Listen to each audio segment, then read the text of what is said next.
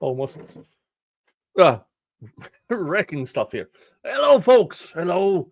It's a new day. It is Monday. And is it Monday?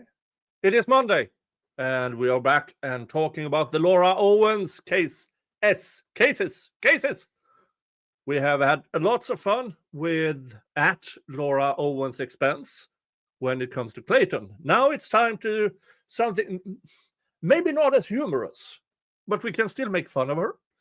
And it is the Michael Marraccini case, which is still ongoing. 9 years later, it's still ongoing. So, as you know, I am getting myself up to speed in everything of this. And on Friday, I am holding a fundraiser for Michael Marraccini. So what we will do is read through some of the information in the Victims of Laura Owens webpage. It's the story, the timeline, some of the documents, and stuff like that. And usually, you guys know more than me. Usually. So if I'm wrong somewhere, or if I make a mistake, I'm counting on you to tell me. Now, if you want to go ahead and donate to Michael's GoFundMe, it is pinned on the top of the chat. You can find it on YouTube, top of the chat, that's here, and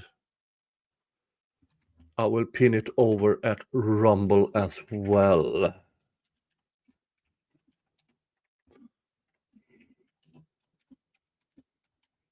Or is yeah, it's GoFundMe.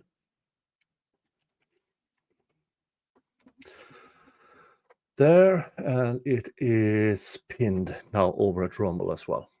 So nothing is stopping you. Nothing is stopping you.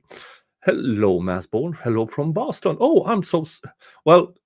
I've heard lots of positive things about Boston, and well, law enforcement in Massachusetts, state police. Well, let's just say I'm covering both.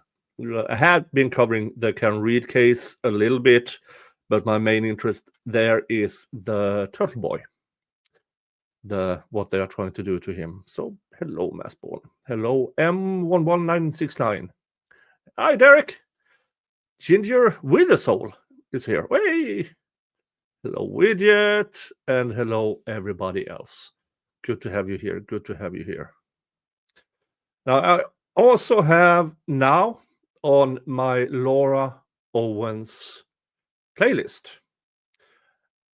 You might have noticed, if you were here before the stream started, that I made a song. Well, you also know that if you were here on the previous stream. But now it is published. Let's play it.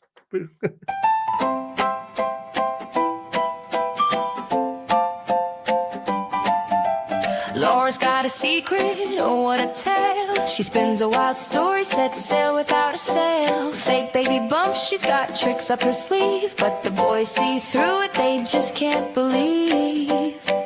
Oh Laura, Laura, Laura, what did you do? Play and pretend just to make it through. The boys fight back, they're standing tall. Laura's big surprise is no surprise.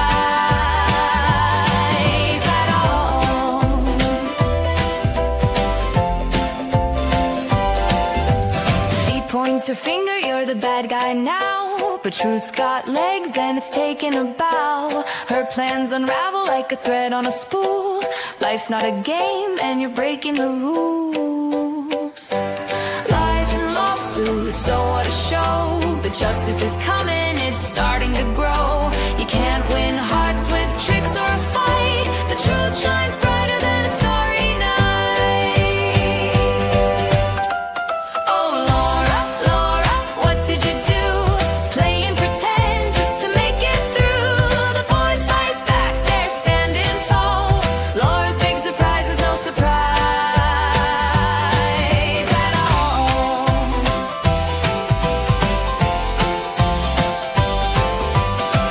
Always remember, don't twist what's true.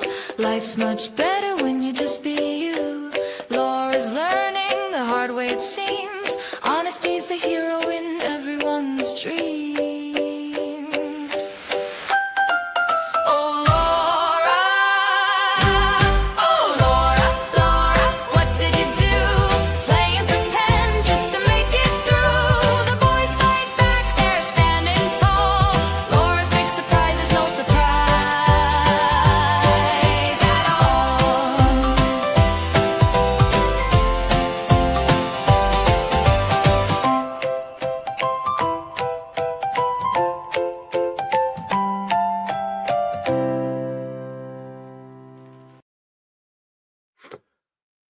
Hey, yeah, that is actually a good idea.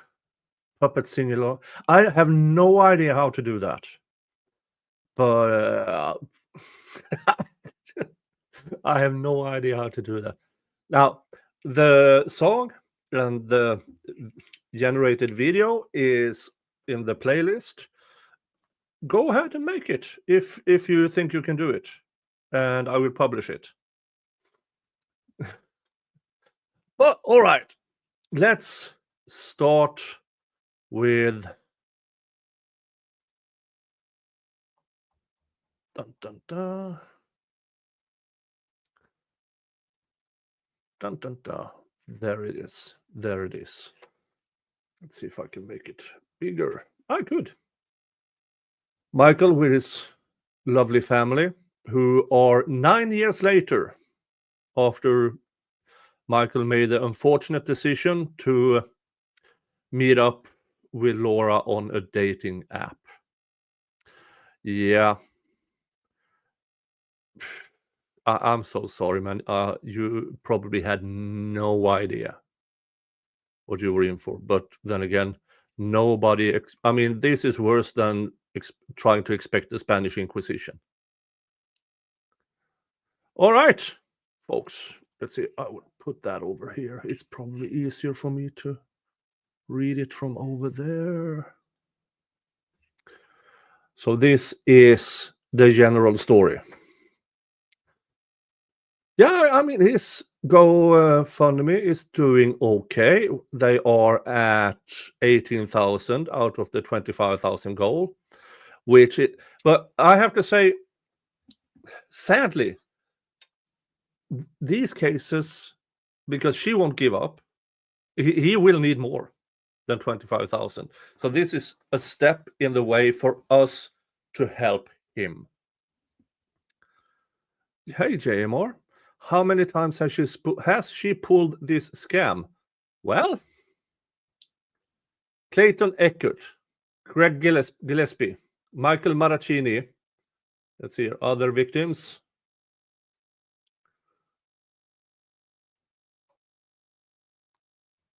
Matt in 2014. She has something against Uber, against a company called Lone Cactus Fence and Welding. Andy. Well, this is not that Andy. That is another Andrew. Dave Neal. You know Dave Neal. PS Creative Studios, who she tried to do... well, she recorded something and then refused to pay. And then she is going after content creators. And then you have all the others. All the others. So we don't really know how many times she has tried to pull this off. But what she is approaching, or if she is in her 40s now, I really don't know. How old is Laura Owens? She's born 1990. Oh, she's just 35. Well, let's just say her scam of being pregnant is dwindling in credibility. Clearly, that one is dwindling. No, I mean, for natural causes, it is, well, but who knows? Who knows? She's aged a lot. Yes, she has. I think Dave published a picture of her. Because she entered court today. Yes, there it is. Hold on. Oh. That is her today walking into court. That is her dad in the wheelchair being wheeled into court. I don't know what she's doing, but that doesn't look healthy. Now, I do not put it out of the realms of possibility that she knows exactly what she's doing. She might look happy for some odd reason, but that is not a healthy body type. But as I said, I don't put it out of the realms of possibility that this is a conscious choice by Laura Owens. That she is incredible. That she is this manipulative, that she would do this to herself knowingly. All right. But let's get back to this, the Michael Marraccini case. Here is short version story. Michael Marraccini met Laura Owens of Scottsdale, Arizona, on the League dating app in late March 2016. Early in their relationship, he noticed red flags and began to distance himself. Laura Owens responded with false claims, including a positive pregnancy test on June 5th, 2016. Over the next few months, she alleged a twin pregnancy. That's her MO.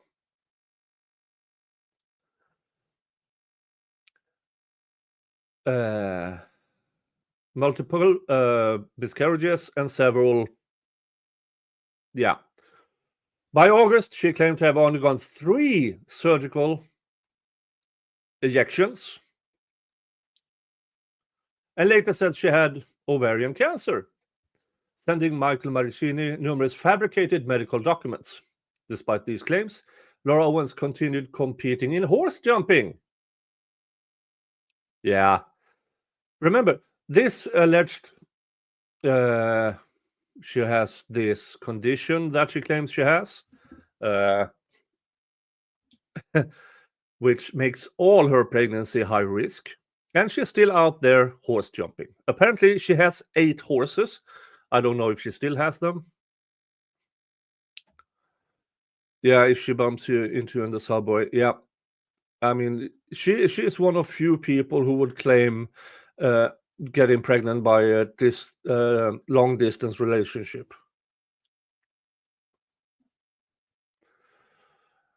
In December 2016, after Michael expressed discomfort with Laura Owens calling him her boyfriend publicly, Laura Owens threatened self-ending and falsely claimed to be an inpatient facility. After Ron Owens, Laura Owens' father, intervened, Laura Owens admitted to fabricating her pregnancy, admitting she had never been pregnant by Michael Marraccini. Pregnant by osmosis. Nicola, does she need help? Yes, but I don't know how much of this is because of some kind of diagnosis, or if she is extremely at the far end of the entitlement, that she can do this because other people are mean to her. So I'm not sure what kind of diagnosis anyone would put on her. Now, if she were to be forced into an inpatient facility with the goal of diagnosing her, I would guess that you would have one of them would be the Amber Heard diagnosis, histrionic personality disorder. Ooh, wait a minute. Thank you, Flux. We got raided by Flux. I'm going to send Flux an invite.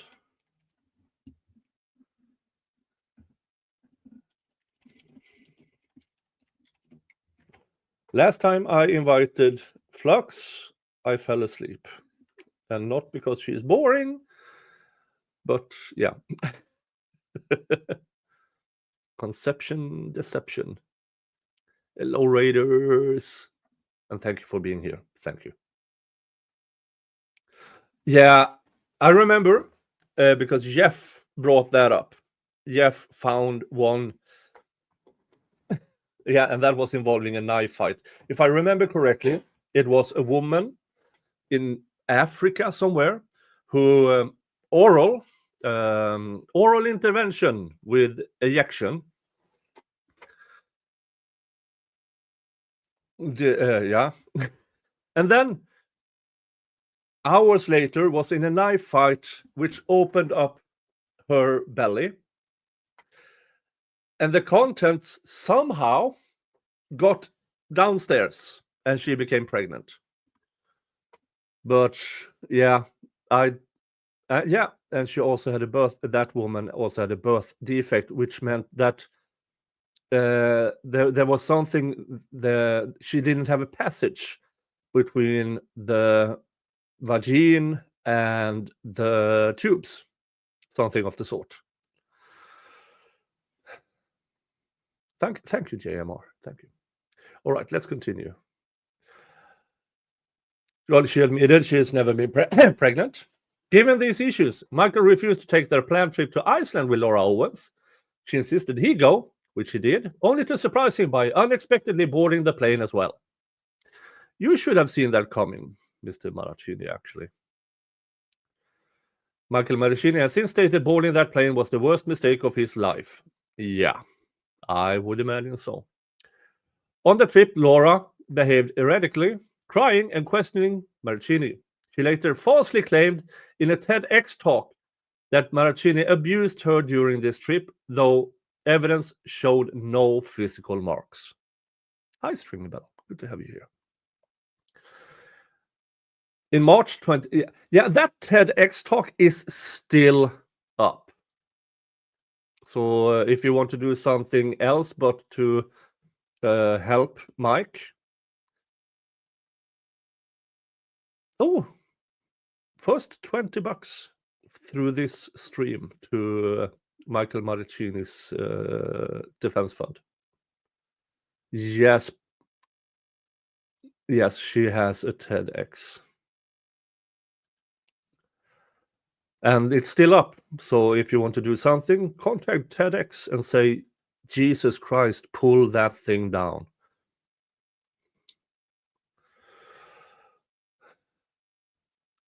In March 2017, Owens and Marraccini traveled to Dubai. Why? I can't tell you.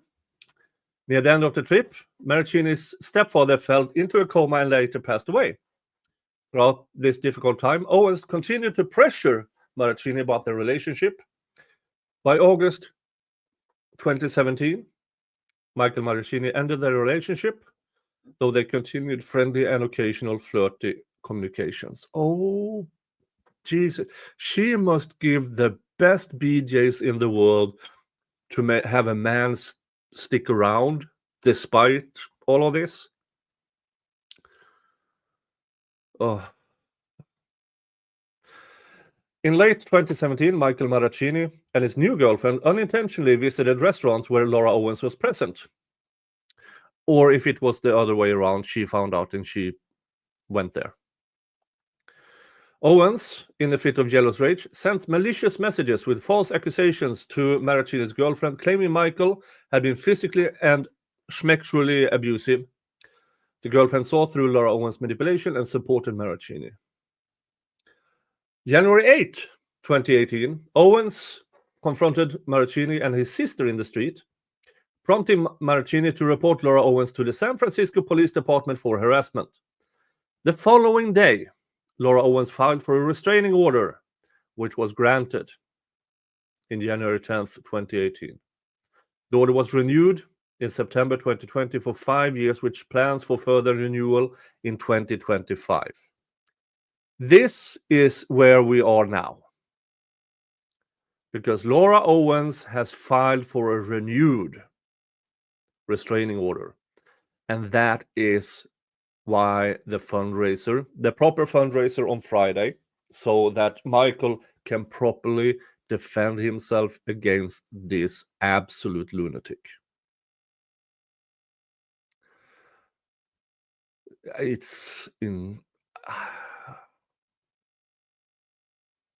I don't know what to say. I honestly it is so, this is so insane. Yeah, Denise says that same story was printed in one of the Chicken Soup for the Soul books. That story has been removed in any reprints, if they are still printing that book. Oh. In May 2024, a fundraiser helped hire a forensic investigator to verify text messages between Marraccini and Owens from March 2016 to November 2017. The investigation revealed that the text did, in fact, come from Laura Owens' phone. Throughout their tumultuous relationship, Owens financially manipulated Marraccini, falsely claiming he requested expensive gifts, promising a talk show opportunity. Marraccini has been recognized for refuting Owens' false claims and has been integral in aiding Clayton Eckerd's legal team in their fight for justice. June 10th, 2024, Laura's lawyer, David Gingras, called the police in response to Michael attending the trial for the Owens v. Eckerd case, even though Michael was served with a subpoena to testify as a witness. The Honorable Judge Julie Mata had previously approved Michael as a witness, though Mr. Gingras contacted 3 separate police departments that morning. All agreed Michael was not in violation of the DVRO. And folks, Gingras is facing DUI charges because he was caught in the middle of the night, not far from Laura's home, with a substantial amount of alcohol in his system. Beware, Mr. Gingras, she might be pregnant again.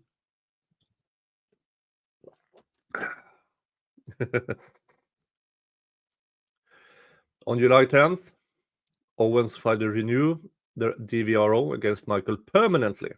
Michael now has a GoFundMe to help raise legal funds to fight Laura in court. Let's go to, there's a lot of information here. I want you to go there to this website. It is called victimsoflauraowens.com. So they can see that traffic is ingoing. There's a whole lot more to this page, and they need more and more traffic and everything. Oh, Flux can't today, but she's listening. Yay. So let's go into the pregnancy timeline here. Following is a comprehensive timeline of events for Laura Owens' claimed pregnancy. This is the original Reddit post. 3/23/16. Laura Owens texts Marraccini after matching on the league. 6/4/16. Laura Owens sends Marraccini positive pregnancy test photo. Oh, do we have that?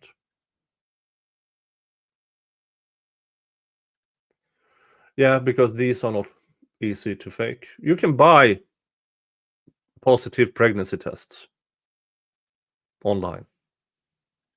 Oh, chief. Sorry. There.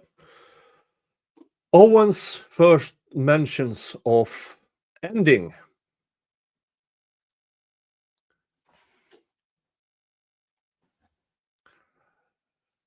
Let's see here.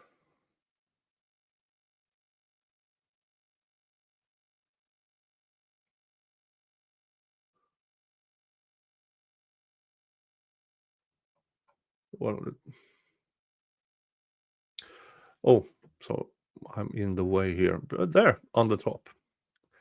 I don't know how to mimic her voice. I'm feeling super overwhelmed right now with all this. I don't know if it's hormones or if it's just really hit me. I feel like such trash, and I really want to stop reading there, because her saying I feel like such trash. Yeah. Well, and then this is the first mention. Oh. Let's read it from here instead. Between 6:27:16 and 7:7:16, Owens continually pushes the prospect of an ejection, all while manipulating Michael into answering her perpetual questions about his feelings for her. We know all of this from the other cases. This is her MO. This is a manipulation tactic she uses throughout the relationship, withholding medical information until just before she's set to receive said information, until Michael answers questions she's demanding of him. She also complains about how stressful the pregnancy is and how awful her physical health is due to the pregnancy. We all saw that in the streams we had when we looked at the hearings with Eckert. But this, sadly, this also works sometimes in court. As you know, Marraccini, she got a restraining order against him without any evidence, on her word alone. So throughout the years, up until recently, the justice system has helped her. So of course she believes she is untouchable, that she can lie. Until she couldn't. And now she has 7 felony charges.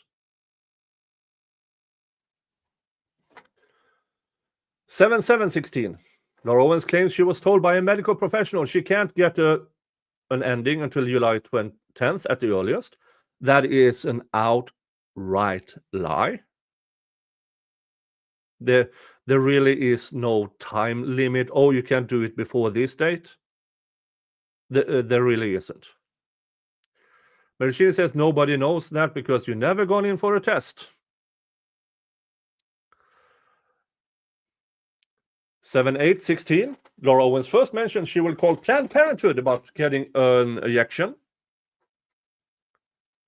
7/8/16. The same day, Laura Owens competes and wins a jumping competition, which is highly discouraged for pregnant women. Yes, and remember, twins, high risk in itself. Epilepsy, on top of that, is extremely high risk.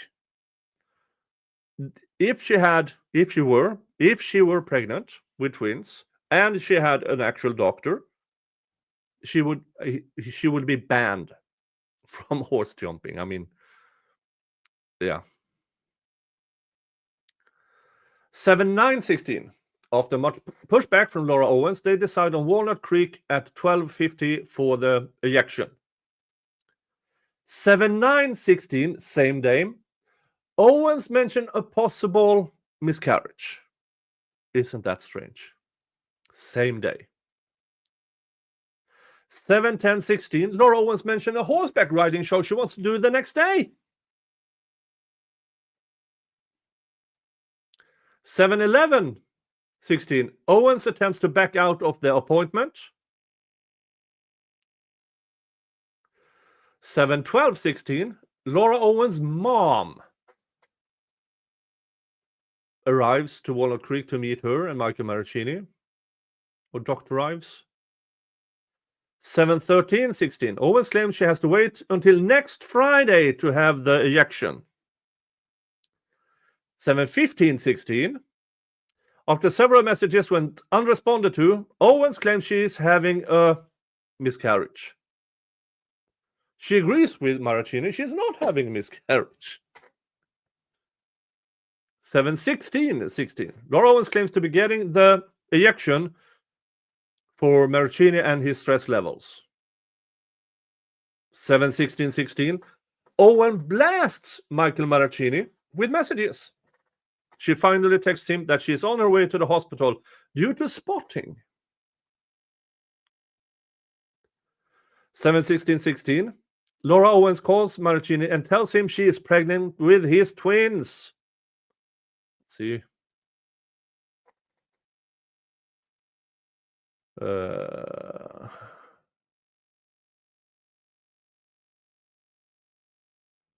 Let's see here.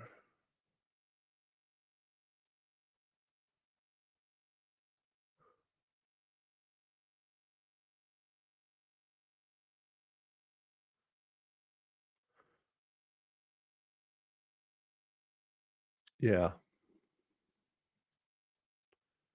Down here.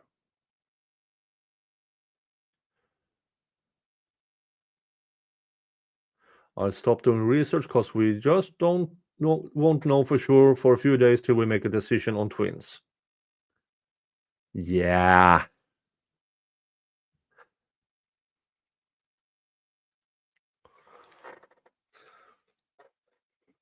(7/22/16). Owens claims doctor tells her ejection pills are her only option. No, it is not. Owens claims she took the first ejection pill. 7/23/16. 7:30, a week later, Owens claims she's taken pills. Misoprostol. That's not how you... I covered a few years ago, I covered a lawsuit regarding misoprostol. It doesn't work that way. It's absolute bullshit. 7/31/16. Laura Owens sends Michael Marraccini a screenshot of her scheduled pelvis ultrasound. 8/1/16. Laura Owens sends Michael Marraccini 3 images of her hospital band, the room, and a hospital selfie as proof she's receiving fluids in preparation for the procedure next day. Let's check that image.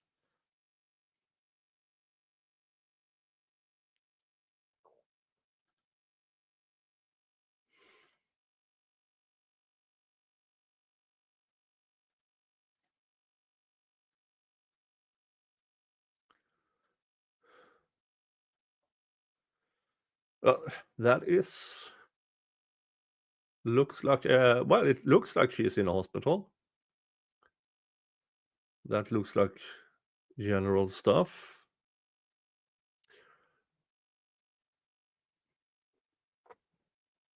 What does that say?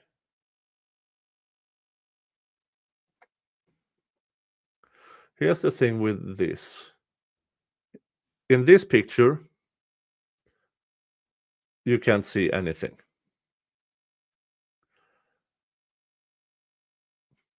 Well, you see something down here.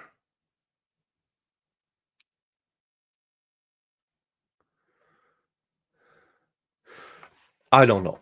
Could this be faked? Yeah, it can be. I just don't think this is, because she could have gone in there for anything. Anything.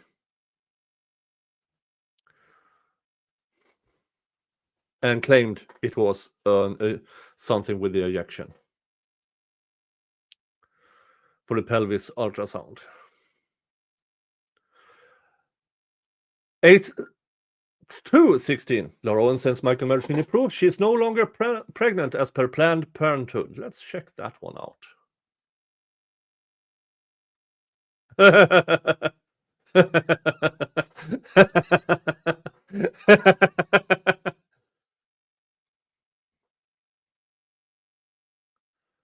Patient Laura Owens, female. Reasons for visit: counseling, education.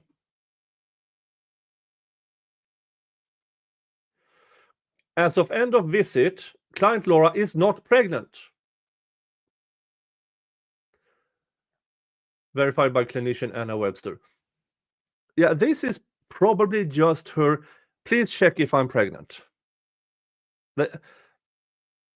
If she had undergone what she claims she has, the information in this document would have been after this ejection pills, the result is that Laura is no longer pregnant. My guess here is she just went in knowing she wasn't pregnant to get this on paper. No, you're not pregnant. Oh.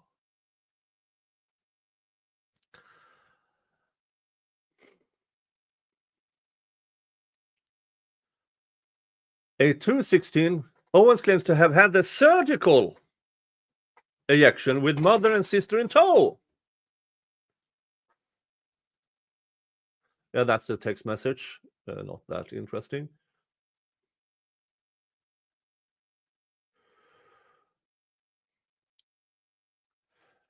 At 10:16, Laura Owens claims she has to take the first abortion pill again. Why would you need that when you 8 days prior have this? There's no need for an ejection pill again. It states here, you're not pregnant.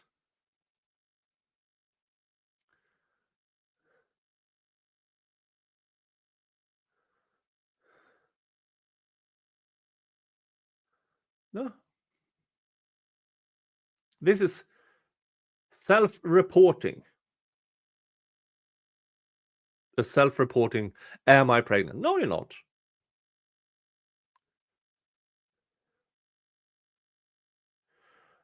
She describes blah, blah, blah, blah, blah. Nah, this is so bad. So, 2 ejection pills, 1 surgical ejection, evidence she's not pregnant, and then she claims she has to take one again. 8:11. I'm supposed to take 800, whatever that is, today, and the doctor wants me to repeat it tomorrow. 8:11:16. Owens claims to have taken the extra pills. Miss, you were provably not pregnant August 2nd. No, micrograms. Thank you, Becky. 8:12:16. Owens claims she's been scheduled for another surgical ejection. Now, when you read it like this, it's obvious it's all bullshit. I mean, it's obvious. But at this point in time, Michael Marraccini, she's been manipulating him for months. She's an abuser. An absolute abuser. And maybe Marraccini, well, it didn't start out obvious. It started out with Laura Owens, probably, in small doses. And then it just, like boiling, why doesn't a frog, if you put a frog into boiling water, it will jump out. But if you put it in cold water and slowly turn up the heat, the fable is that the frog will boil to death. This is that kind of abusive behavior.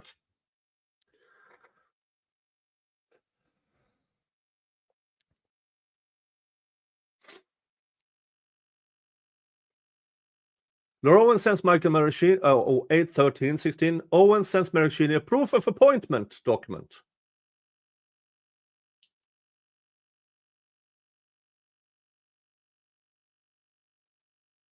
No, but this is just,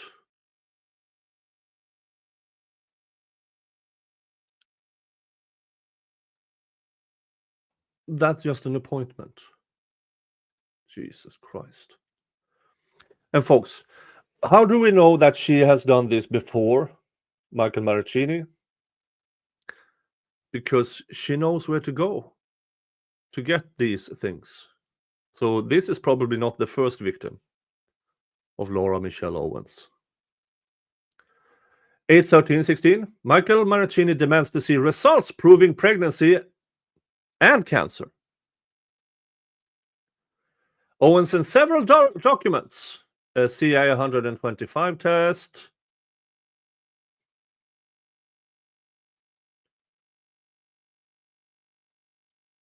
whatever that means. Is that the one when she had herself on horse medicine or whatever it was?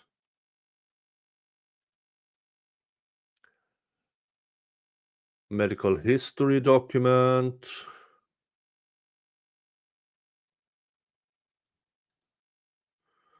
Overview. Diagnosis.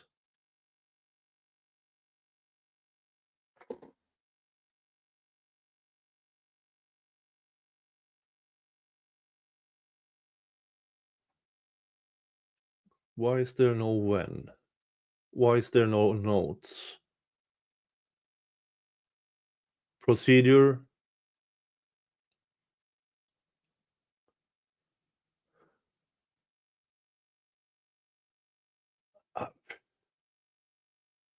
I don't know. These are easy to fake. I mean, it's just text.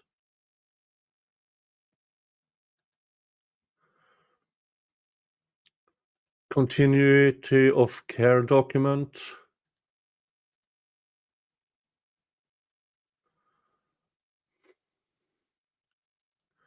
Gene oncology.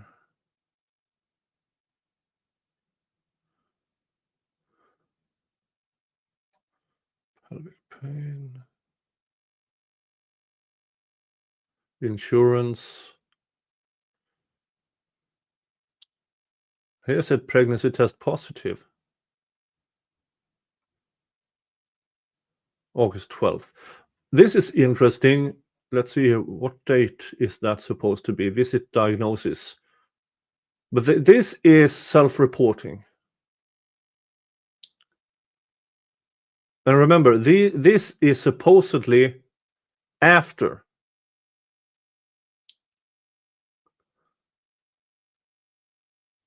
She did all of that. Yeah, I'm not buying it. 8/19. Okay. 8/17/16. Laura Owens claims to have the second surgical ejection. So as of now, 2 ejection pills, 1 surgical, another round of ejection pills, and now another. No. Folks, that's not how it works. That is really not how this works. And then 8/25, she claims to have another positive pregnancy test.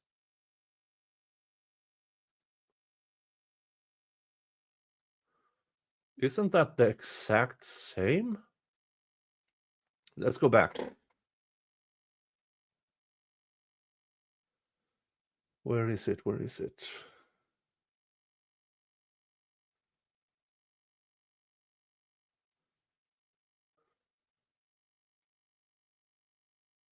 Where is it?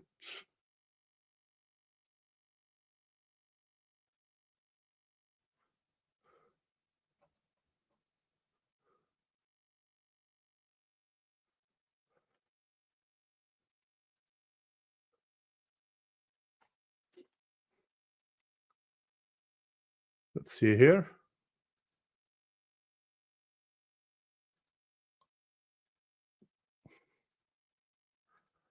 It's the same photo, folks. It's the exact same photo as the June 4th.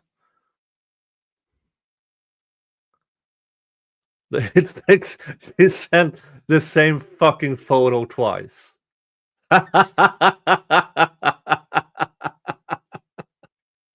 Oh. All right, where are we? Yeah, that. Yeah, it's the same. And claims to have another pregnancy. Yeah, it's the same fucking photo she's sending all over again. Image 20. Okay. Marraccini calls Owens out on this new pregnancy test, saying it doesn't make sense that after 2 rounds of pills and 2 surgicals, she still be pregnant. Owens sends Marraccini another HCG test report. Oh. 4,130. Yeah, that is within 6 to 7 weeks. Yeah. 8/25/2016. I don't know if this Rebecca G is aware of this, but well, Jesus Christ. Laura Owens sends Michael Marraccini a visit summary report. Laura Owens sends Michael Marraccini oophorectomy confirmation letter, which contains pregnancy information. Okay, let's look at that one. Hi, Miss Owens. Yesterday, 8/30/16, you received ovary removal surgery.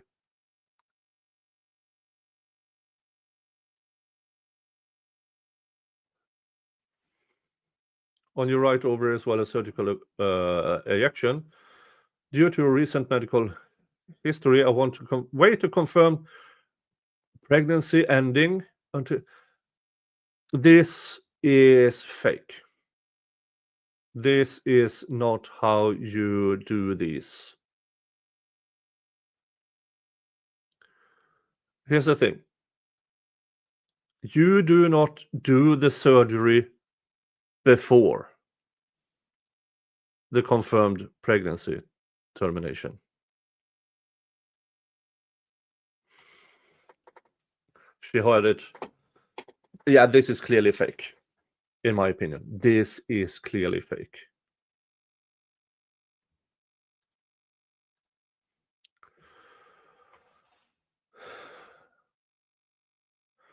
Owens claimed doctor cannot confirm most recent ejection was successful. I mean, now it's getting. I mean, this is so over the top. It is ridiculous, and it keeps going and going and going and going and going and going.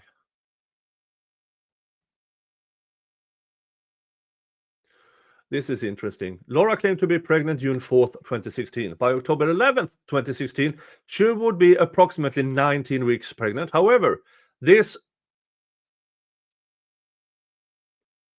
ultrasound result, let's look at that.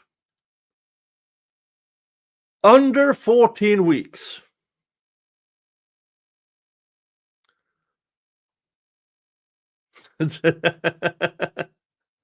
Yeah.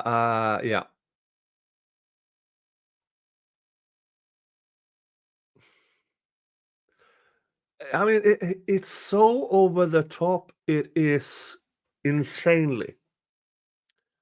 It's insane. It keeps going and going and going. Now let's go into refuting Laura's declaration. Oh, that. And this is regarding the 2018 restraining order. Let's go into that one.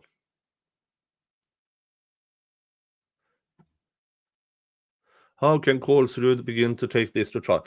Because he has Laura Owens as a client. And today we learned through Dave Neal that the state does not offer a plea deal.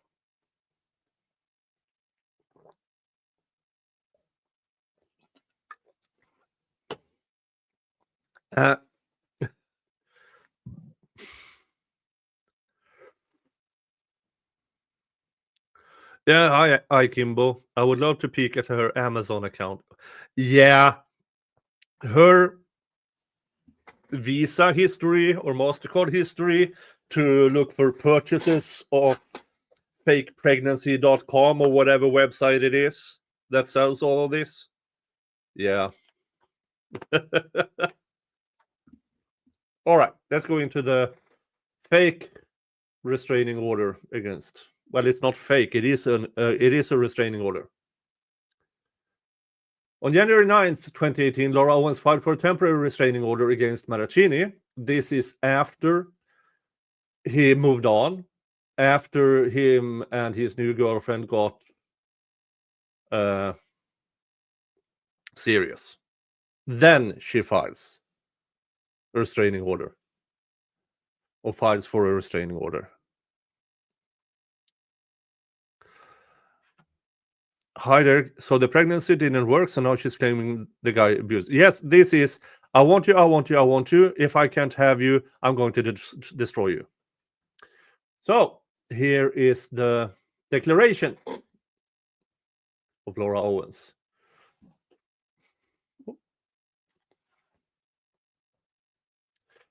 She writes, I, Laura Owens, declare as follows. I make all of this statement herein of my own personal knowledge, except as to those matters stated, blah, blah, blah, blah, blah. History of relationship. Mr. Marraccini and I were romantically involved March 2016 until late fall 2017. Contrary to what he alleges in his declaration, filed January 22nd, we did not stop dating in March 2017. She met Marraccini in March 2016. Then she claims, initially, Mr. Marraccini was very charming. In the early months of our relationship, we saw each other often and seemed to have a lot in common. Mr. Marraccini showed interest in my career, where she says she is the CEO of Quartet Farms, a company that buys and sells show horses. No, this is the LLC that your father gave to you and put a fuck ton of money in so you can buy horses and I guess sometimes sell. He talked about his own career ambitions and said he was a real estate developer. Have you heard that before? Yeah. And had his real estate license. He also frequently talked about his many job offers at big development firms. I wanted to be with someone who was a career-oriented like I am. You are not career-oriented. You are a daddy's girl, spoiled, twat, who thinks you deserve everything. And if you don't get everything you want, you ruin people.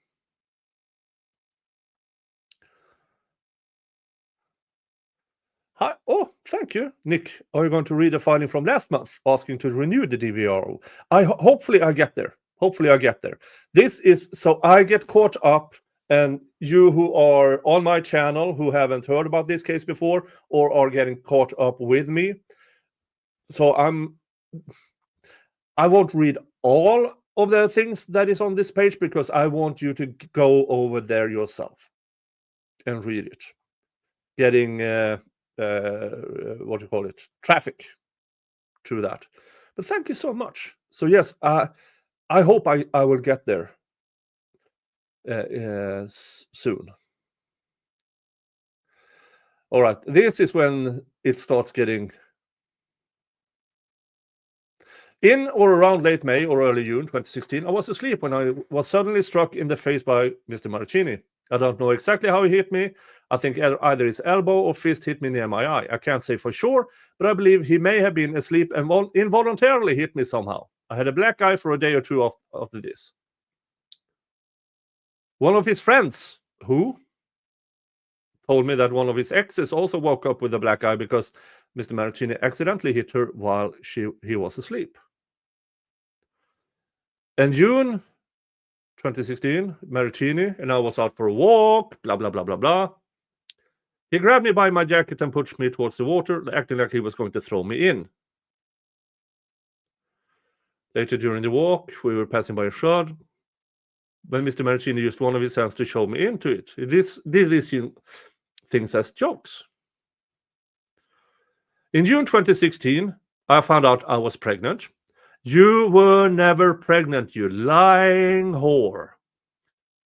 and felt very conflicted about whether to have the baby or terminate it. I was diagnosed with blah, blah, blah.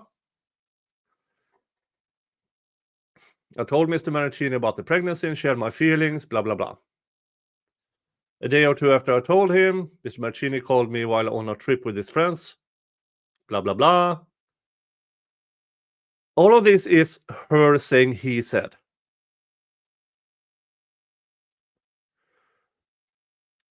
He pressured to make an appointment. No, the text shows you are full of shit. And in July 2016, I terminated my pregnancy. But we know, we just read you were claiming you were still pregnant in August.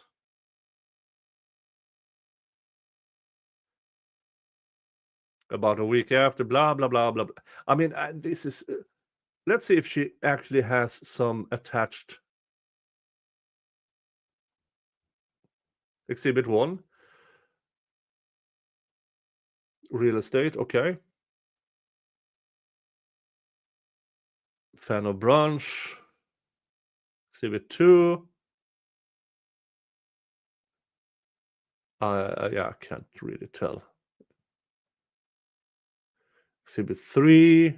Can't tell. Can't tell. This is, I guess this is her claiming to have a black eye. Photo of redness around Laura Owens' right eye and cheek. Redness? Do you know how you get redness around your eye? Ask Amber Heard. You do like this. And it swells up a bit, causes a bit of redness. Which is really, really different from a black eye. Does she have children, asked the G mistress? No, she does not.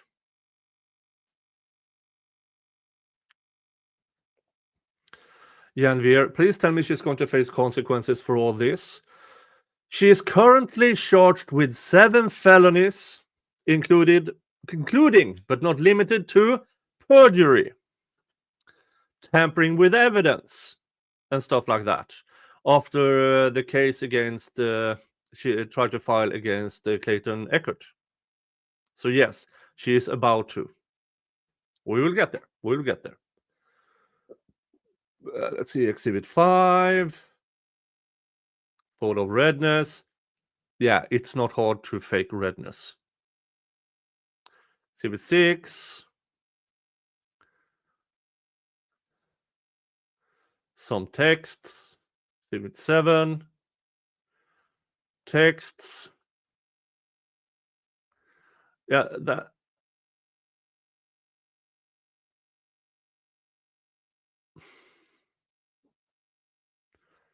Claims of texts. Yeah. Now, sadly, that's all you need. So, in most jurisdictions to get an initial one.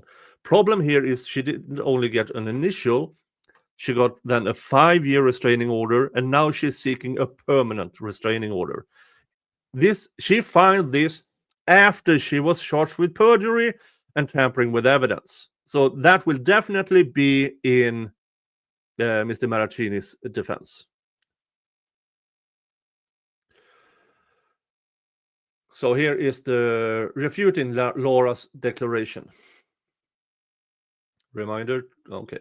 Declarations 5+6. Laura Owens claims Michael Marraccini began physically abusing her in June 2016, just 3 months after meeting.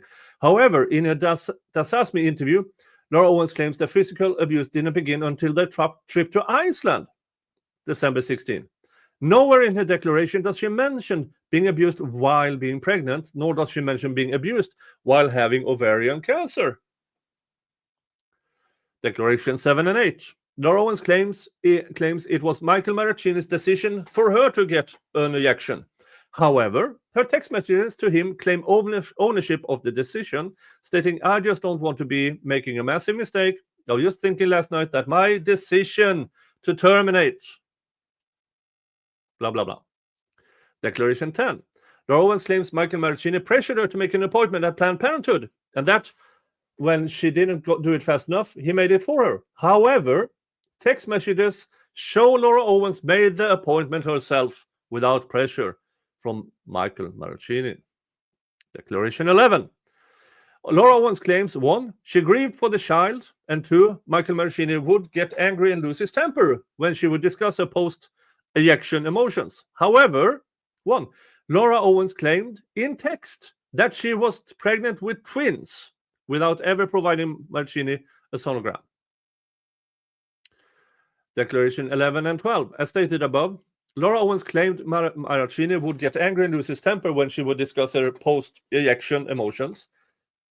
The text provided show no such thing, and that Marraccini was in fact supportive of her feelings, never implying at any point he, quote, would have said anything to get her to eject.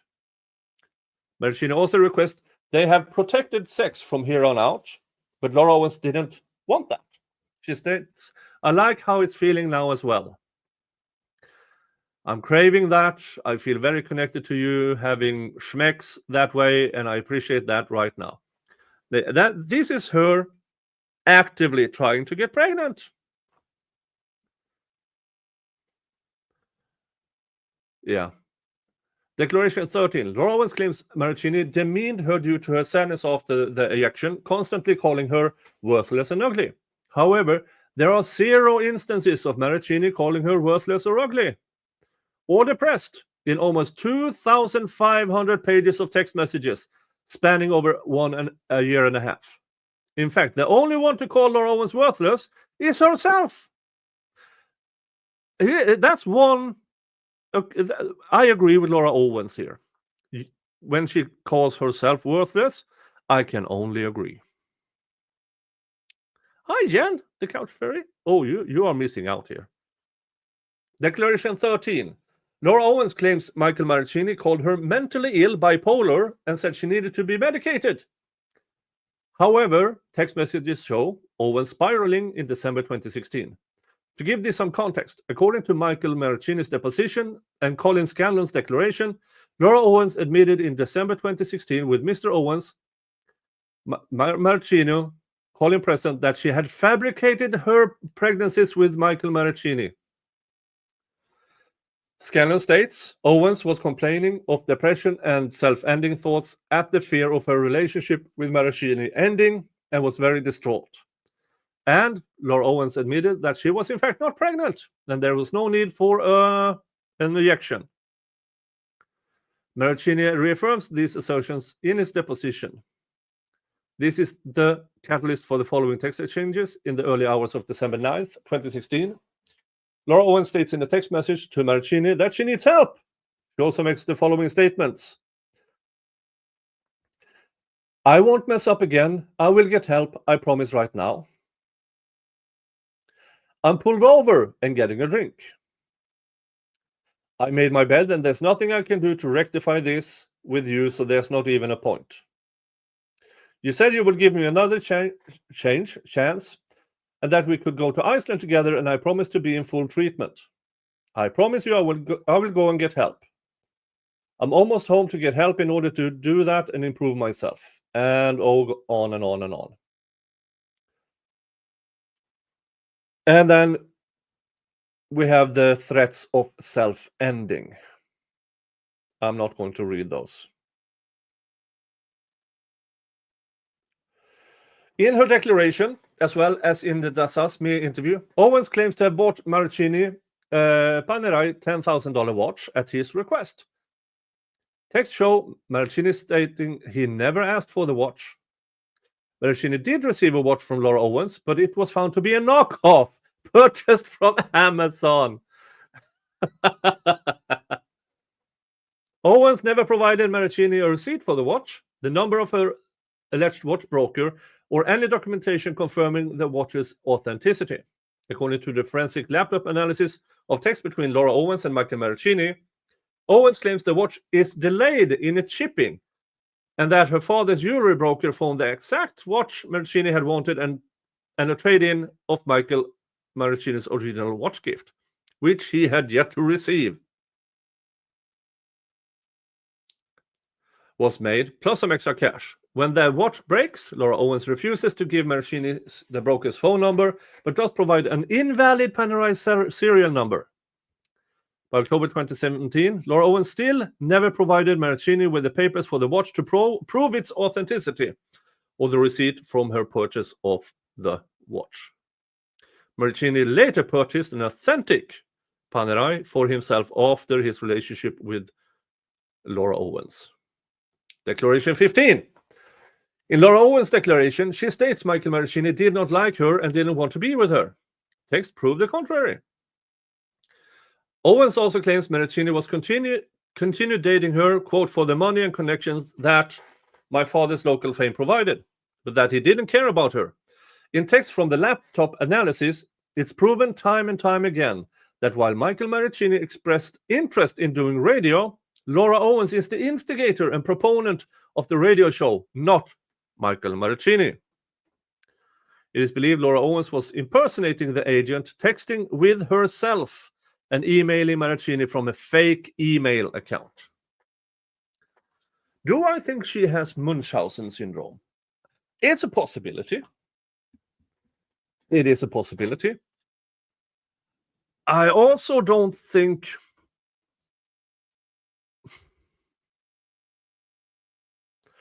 I would rather say the Amber Heard syndrome, the histrionic. She has gotten everything she pointed to up until her 20s, and all of a sudden, this absolute spoiled piece of shit believes she's entitled to everything. She just enjoys ruining people. So, hopefully, if she is convicted and it is ordered a psych eval,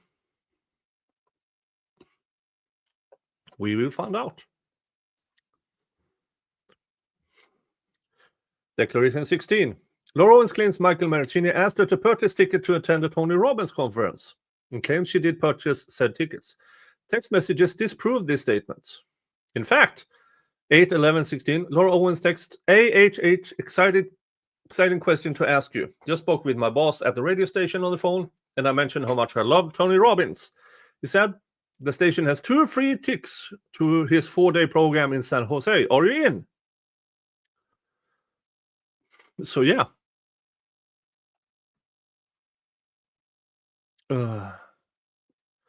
Jen the Couch Fairy. Oh, hold on. I will post the link to the entire site. Here it is.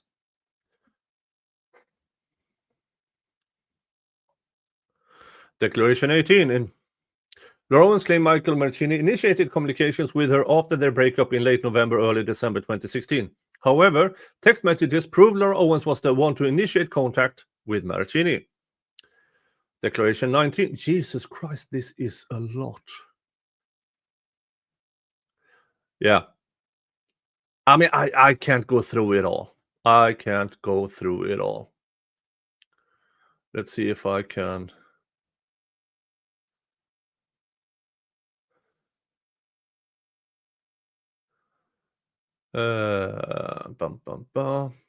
Here it is. Open a new link.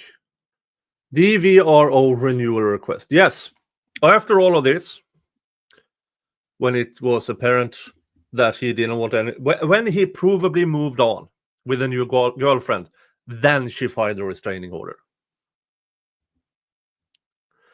And she got it renewed. She did that in 2018. I mean, a year after the relationship ended. Over a year, I believe. Let's see here. Yeah. January 9th. Is it one? Yeah. So, over a year after the relationship ended, then she wants a restraining order. Because then she realized he has moved on. He has a girlfriend, and she couldn't scare the girlfriend away. How does she keep renewing it? Your guess is as good as mine, but I do believe this latest one, she will probably lose. I hope, because there is so much evidence against her. So, request to renew restraining order. 7/9/2025.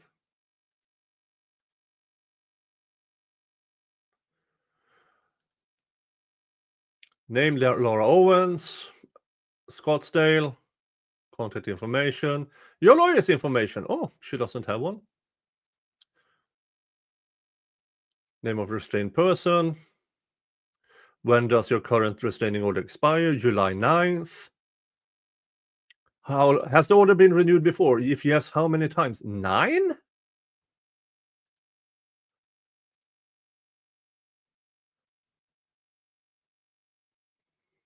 Nine. All right. How long do you want the restraining order to be renewed for permanently? Reason for new renewal, I'm afraid or worried that the person into might abuse me in the future because no, nothing there. See attached declaration. Other. See attached declaration. No lawyer.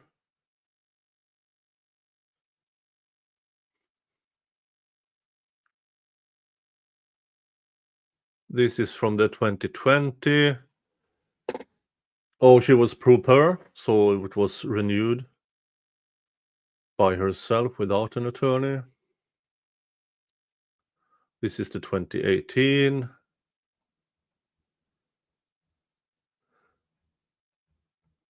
Where is the new one?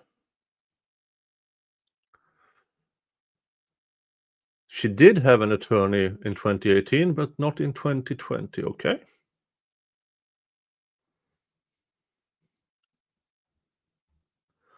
Let's see here. Where is the latest one? Sorry. Jesus Christ, that's a lot of paperwork.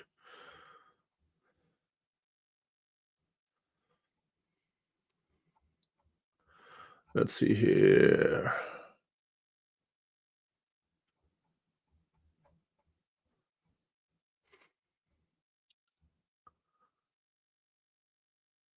Oh, David Gingras is involved. Of course it is.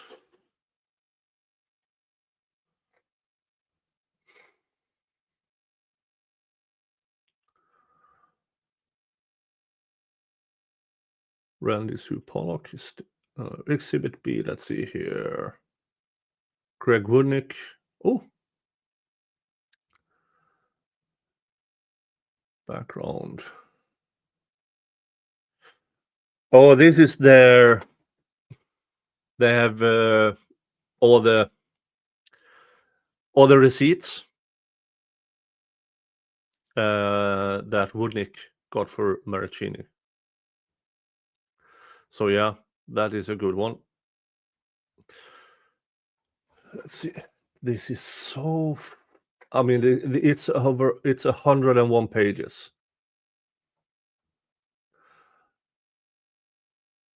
Let's see what David Gingras says. Miss Pollock, I'm writing to document our discussion just now and to explain my position. Per the email below, we spoke about your client Michael Marraccini about 2 weeks ago. At that time, I told you I just wanted to speak with Mike and hear his side of the story. Why the fuck would you want to do that? Oh, I also explained that if Mike was going to be a witness in the Arizona paternity matter, I could and would be willing to subpoena him for a deposition. So he wanted him there. And then he tried. So was this a plan by Gingras to get him there by his and maybe forge a subpoena so that he then could have? But instead, the defense, Mr. Eckert, subpoenaed him.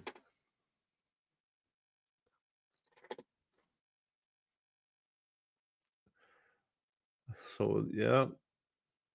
that is not much. Her current affidavit starts from page 15. Okay. Thank you. Let's see. There she is. Ah, thank you. Thank you. Thank you. I mean, you guys know more about this case than I do. So, page 15. Let's read through and see what this lunatic says. My name is Laura Owens. If called to testify in court, I could and would testify to the following under the penalty of perjury, based on my personal knowledge. Yeah, I can't do that. I can't do that.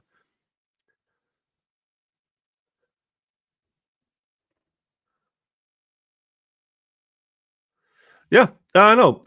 Mike had a valid subpoena from Clayton's side. What I meant was earlier is that I suspect that Gingras was going to send him a fake subpoena. And when he then showed up in court, he would yell, "We have a restraining order against him. What is he doing here?" That is what I meant.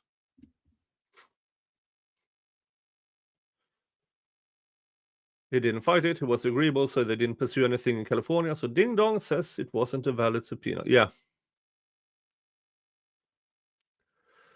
Derek, this is the first time I've heard about her. She is effing mental.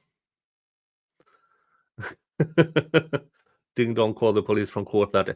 Yeah, I heard about that.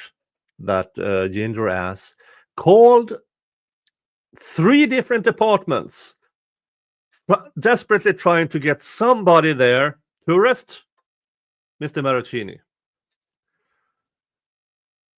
And eventually, the judge said, no, it's a valid subpoena. He can be here. Yeah, and now Gingras is on the hook for a DUI. I don't think it's his first DUI as well. Which yeah. Weren't the police there already? Maybe if he asked court staff? I don't know. Yeah, just making sure everyone knows these facts before we read this affidavit. Yeah. Oh, this affidavit. Oh, yeah. Is she going to claim that Marraccini scared her in the infamous hearing that hearing, what she said and did in that hearing with the aid of the Gingras is probably why she now faces 7 felonies. Read it. Yeah. Okay. Read. Summary of original petition and first renewal. In 2018, I filed a petition for an OOP in this court against my ex-boyfriend, Marraccini. Attached as Exhibit A is a copy of the declaration I submitted in support of my original petition against Mr. Marraccini, explaining the reasons I asked for the OOP, which we now know are completely false. My initial petition resulted in a 2-year stipulated OOP being issued by the court against Mr. Marraccini. The copy of the court's original order is attached as Exhibit B. In July 2020, I filed a request in this court seeking to renew the OOP against Mr. Marraccini. Exhibit C. On September 11th, 2020, this court granted my request to renew the OOP against Marraccini. Copy of the order, Exhibit D. This current order is set to expire on July 10th, 2025 at noon. For the reason explained below, I'm now asking the court to renew the OOP against Mr. Marraccini permanently and to refer him to the United States Attorney's Office for criminal prosecution based on his intentional violations of this court's order. Oh boy. I need to water my throat before this one.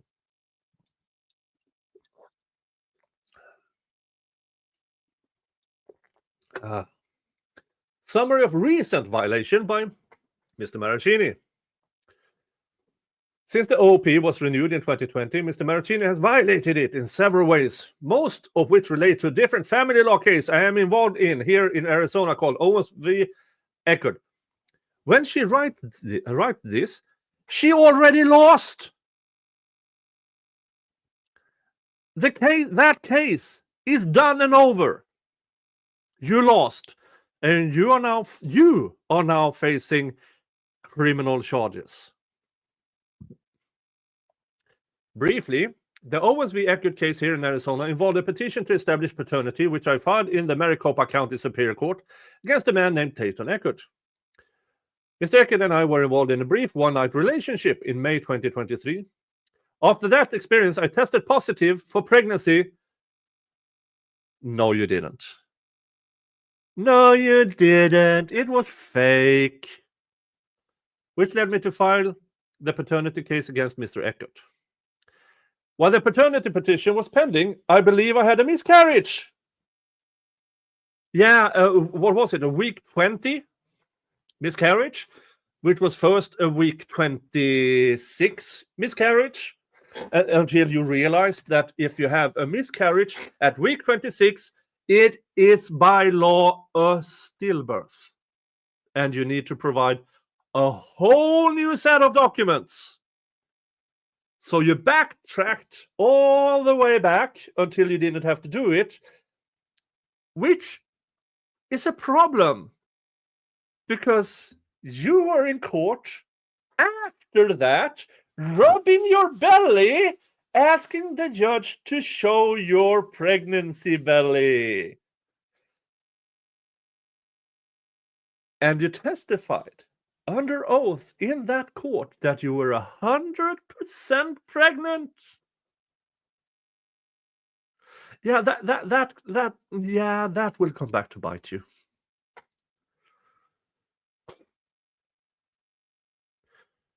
I believe I had a miscarriage, which was later confirmed by a visit to an OB/GYN facility called MomDoc.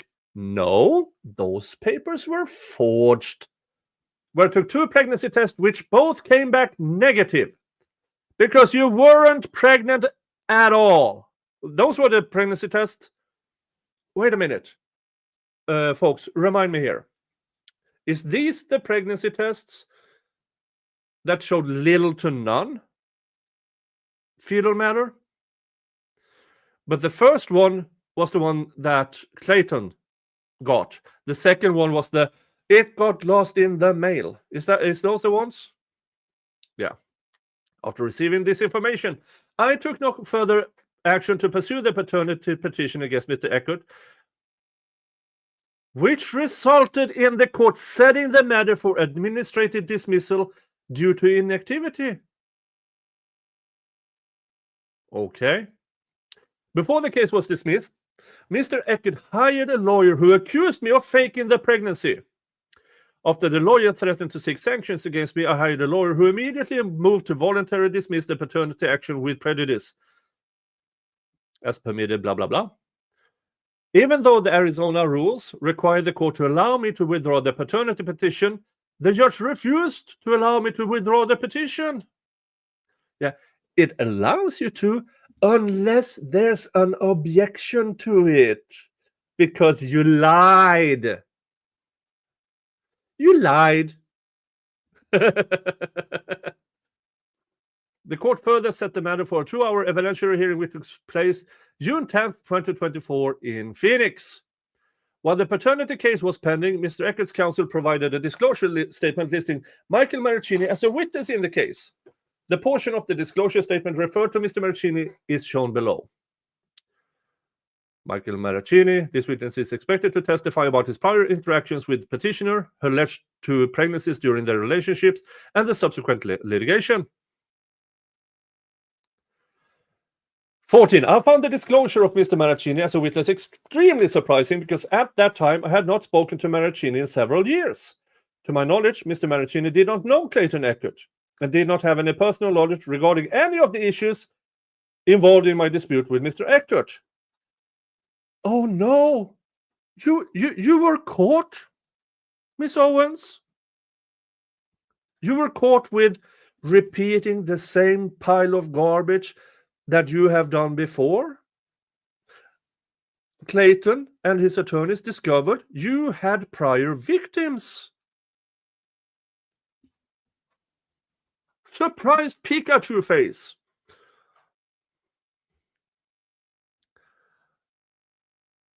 And it implied there was subsequent litigation relating to those pregnancies. This is completely false. The only litigation I have had with Mr. Marraccini is this matter, which is solely based on his threatening conduct towards me. You stupid... Hold on, where is it? Where is it? You stupid woman! You stupid woman! The restraining order, since it is ongoing, it is an ongoing litigation.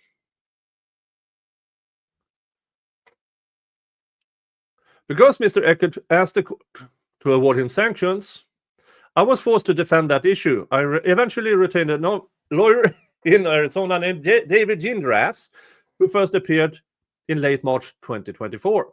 At my request, Mr. Gingras attempted to interview each disclosed witness, including Mr. Marraccini, because the only contact information provided for Mr. Marraccini was a lawyer named Randy Sue Pollock.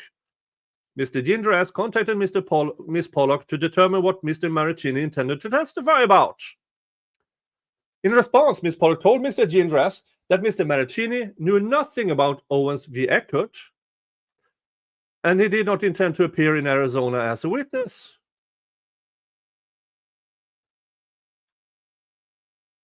And that this is a supposed... Why would she reveal that to you? Why?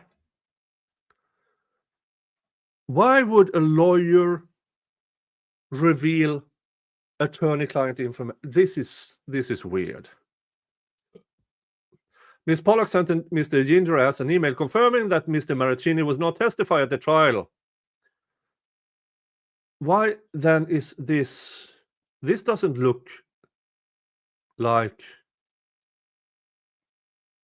the original email.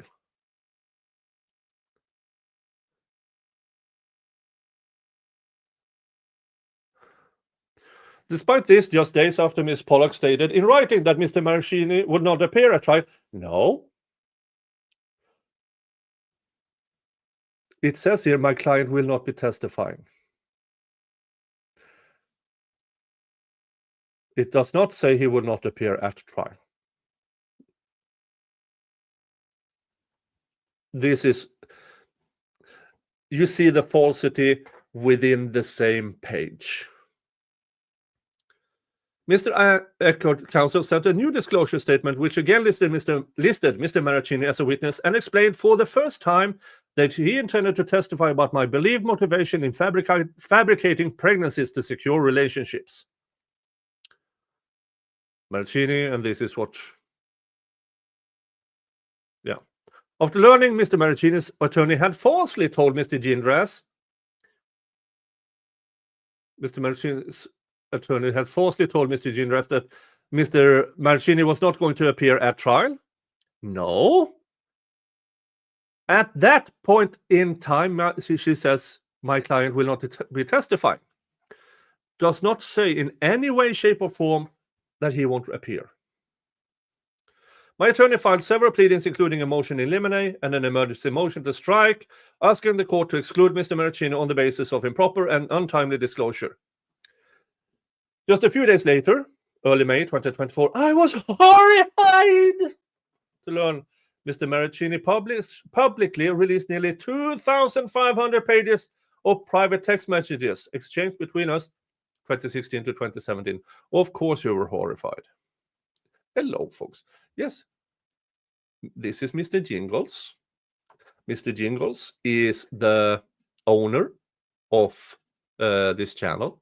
Everything that happens here is because of Mr. Gingras. So I'm just the outward face. Everything else is run by Mr. Gingras. Yeah, and as Cat Lady points out, this publicly released. No, this is discovery, Miss Owens. This is discovery. None of these private messages had anything to do with any of the issues in Owens v. Eckert. Of course it did. Fake pregnancy. And Mr. Marraccini did not release them in response to a court order, a lawful subpoena, or all the other valid legal requests from Mr. Eckert's counsel. False. These messages included hundreds of pages of private conversations between me and Mr. Marraccini, including discussions regarding sexual matters, medical issues, private family matters, and other highly personal and private topics. Folks, do not put in text what you don't want read out in court.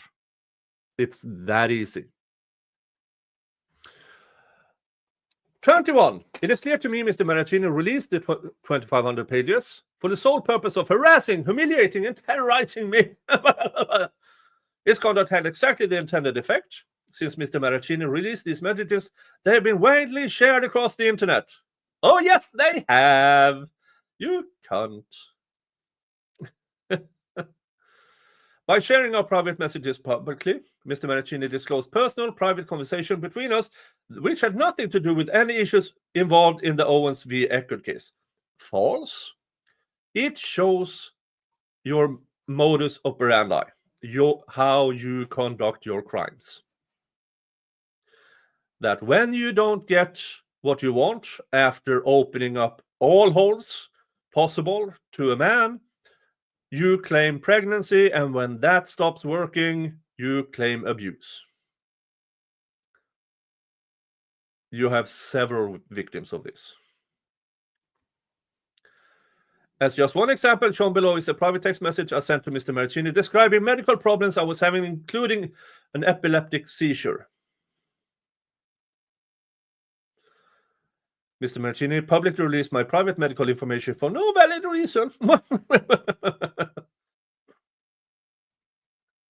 And now you are. It is difficult to put into words what an extreme and outrageous violation of my personal privacy Mr. Marraccini caused by his conduct. Imagine having 2,500 pages of your personal private conversation with a romantic partner released on the internet for the entire world to see. That is what Mr. Marraccini did to me. And you deserved it. That way, we now know that you have multiple victims over at least a 9-year period. Mr. Marraccini's harassments, threats, and abuse go even further. The day before the June 10th evidentiary hearing, Mr. Marraccini appeared in a video published on Instagram standing next to Mr. Eckert and another male named Greg Gillespie, who I dated briefly in Arizona. This post shown below. Yeah. Mr. Marraccini is on the far right of this photo, where they are saying, "We hope that justice prevail," I guess. The caption of this post is shown below, and it suggests the last thing we want is to see a fifth victim have to experience what we have. The we in this sentence refers to Mr. Gillespie, Mr. Eckert, and Mr. Marraccini. And then you have an anonymous other victim. There are allegedly more. But those people she effectively scared to silence. After it became clear that Mr. Marraccini intended to appear at the hearing in Arizona, I asked my attorney to take all possible steps to ensure that if Mr. Marraccini did appear, he complied with the terms of the OOP issued by this court, which remained valid and in effect at that time. At my request, my attorney, Mr. Gingras, contacted court security to advise them of this court's OOP and asked them to provide assistance so that if Mr. Marraccini appeared as a witness, he was kept an appropriate distance away from me, as this court has ordered.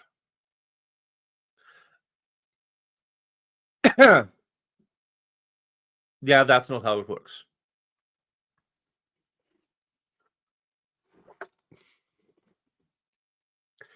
According to Mr. Gingras, he contacted the Maricopa County Superior Court's head of security, provided a copy of this court's order, and was told that court security would ensure that OOP was followed, but unfortunately that did not occur. False. In addition, on May 6, Mr. Gingras sent an email to Mr. Marraccini's attorney, explaining his concerns that it appeared Mr. Marraccini intended to travel to Arizona to violate his court's OOP. This is provably false that he did it to violate. He was subpoenaed. Jesus Christ. In response, Mr. Gingras told me, Mr. Pollock stated, I love what Laura Owens is doing here. She is, with some motions, you can reference her saying to the court what Mr. Gingras told Mr. Pollock. You can construe that as she's waiving attorney-client privilege. Might. Not many courts will allow it, even though not many courts will allow it. It has to be overly obvious many times that you are waiving it. Mr. Gingras told me Ms. Pollock stated that Mr. Marraccini would not agree to an interview or deposition, despite this being required by the rules, says who, and that according to her, Mr. Marraccini intended to simply show up at the hearing in Arizona, despite the fact he had not been served a valid subpoena requiring him to appear in Arizona. False. Ms. Owens, this paper here is you claiming things under oath, under the penalty of perjury.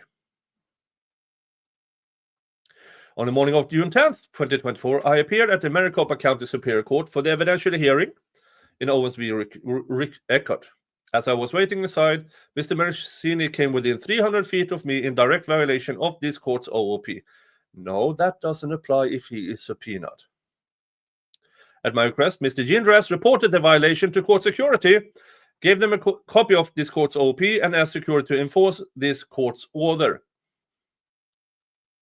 Court security staff informed Mr. Gingras they could not enforce this court's order and that the only enforcement option was to contact the Phoenix Police Department. I highly doubt this. I highly doubt that this was what they did. But you never know.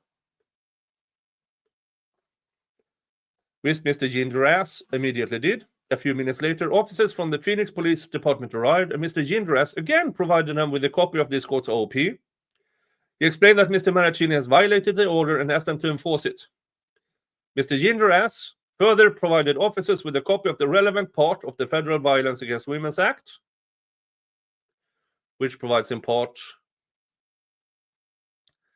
any protection order issued that is consistent with subsection B of this section by the court and one state, Indian tribe or territory, the issuing state, Indian tribe or territory, shall be accorded in full faith and credit by the court of another state, Indian tribe or territory. This doesn't say no. This is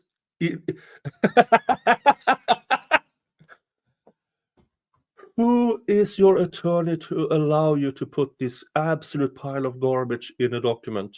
No, this does not say what you claim it does.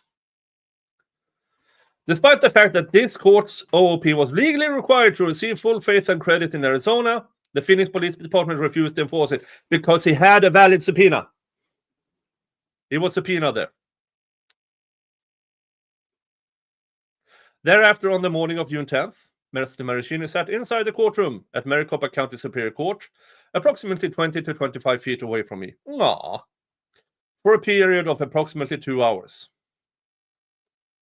After personally observing Mr. Marraccini violating this court's order, he didn't. He had a valid subpoena. My attorney asked the judge hearing the case, Julie Mara, to once again enforce this court's order by excluding Mr. Marraccini from the courtroom. Without any explanation, Judge Mara denied that request. This is a lie.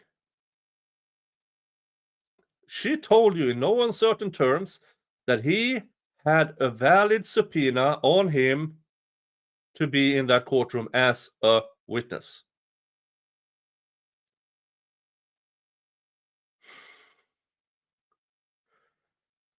So this is without an explanation. Judge Marta denied that request. Now she is lying about what is clearly shown in transcripts from that hearing. Somehow she believes by lying to another judge, she can get away with it. I highly doubt it.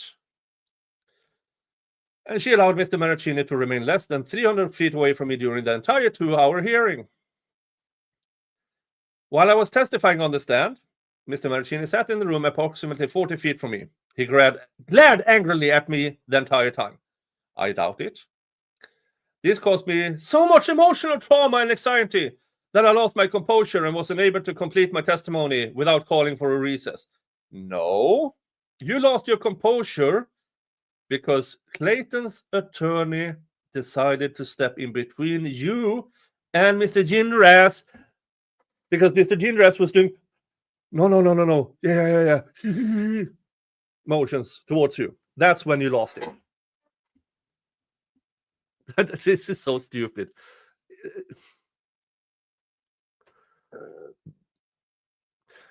You were unable to complete testimony without calling for a reason. No, you were timed out. You only had a certain amount of time to conclude this. Denise, you are a bit behind, about an hour, I think. But if you're an hour behind, you can't hear me. Catnot Williams in the house. Hey. Hello. Mr. Marraccini knew he was committing a federal crime by traveling to Arizona with the intent of violating this court's order. False. He was subpoenaed. This court's OOP expressly informed Mr. Marraccini of that fact as shown on the face of the order here. Who the fuck helped her write this absolute pile of garbage? Is it Gingras who helped her with this garbage?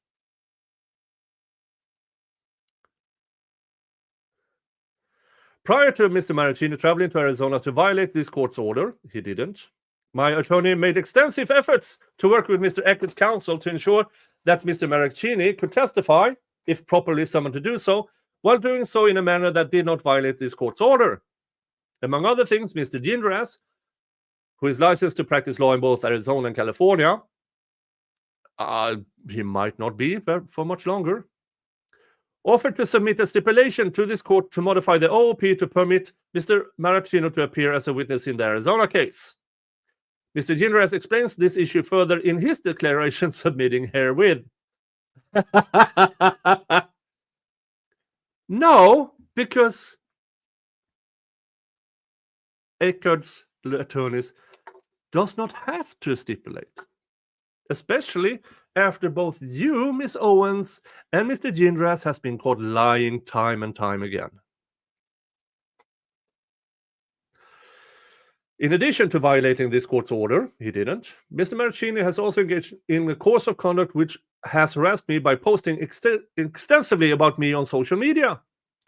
Mr. Marraccini accused me of lying to this court about the facts supporting the OOP issued by the court, which Mr. Marraccini initially stipulated to. For instance, in June 2024, Mr. Marraccini appeared in a 2.5-hour YouTube video interview with a blogger named Megan Fox. No, Miss Fox is a writer and a journalist. In this video, which remains online here, Mr. Marraccini talked about me extensively, even claiming that the OOP issued by this court was completely fabricated. Transcript.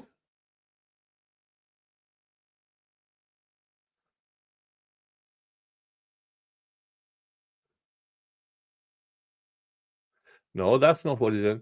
I am dealing with somebody who has a restraining order against me, which is completely fabricated. He's not claiming that the OOP is fabricated. He's claiming that the facts you say in it is fabricated. There's a clear difference. In addition to making false public statements accusing me of lying to this court, which you were, Mr. Marraccini has also repeatedly posted private photos of me online under the pseudonym Honk My Meat. Prove it. Below is an example of a photo of me that Mr. Marraccini posted under that pseudonym. I know Mr. Marraccini posted this photo because he is the one who took the image during a vacation we took to Iceland while we were dating.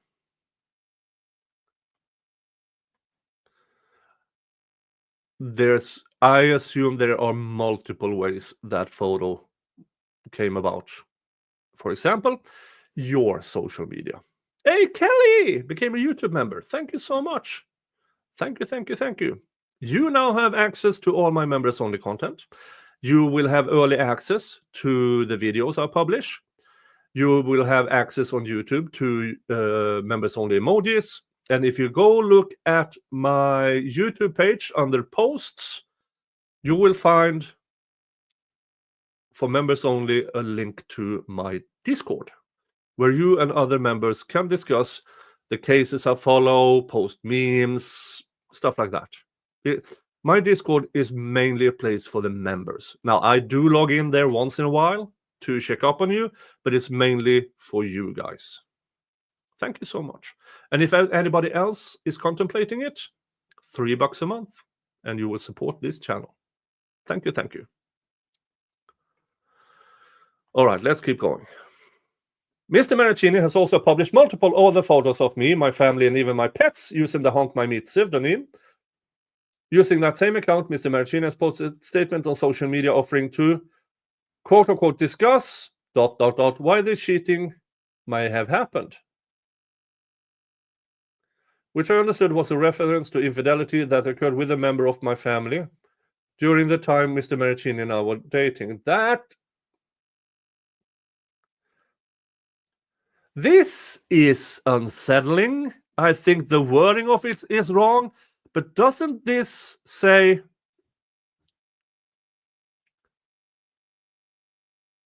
this is more or less her implicating she was cheating with a family member?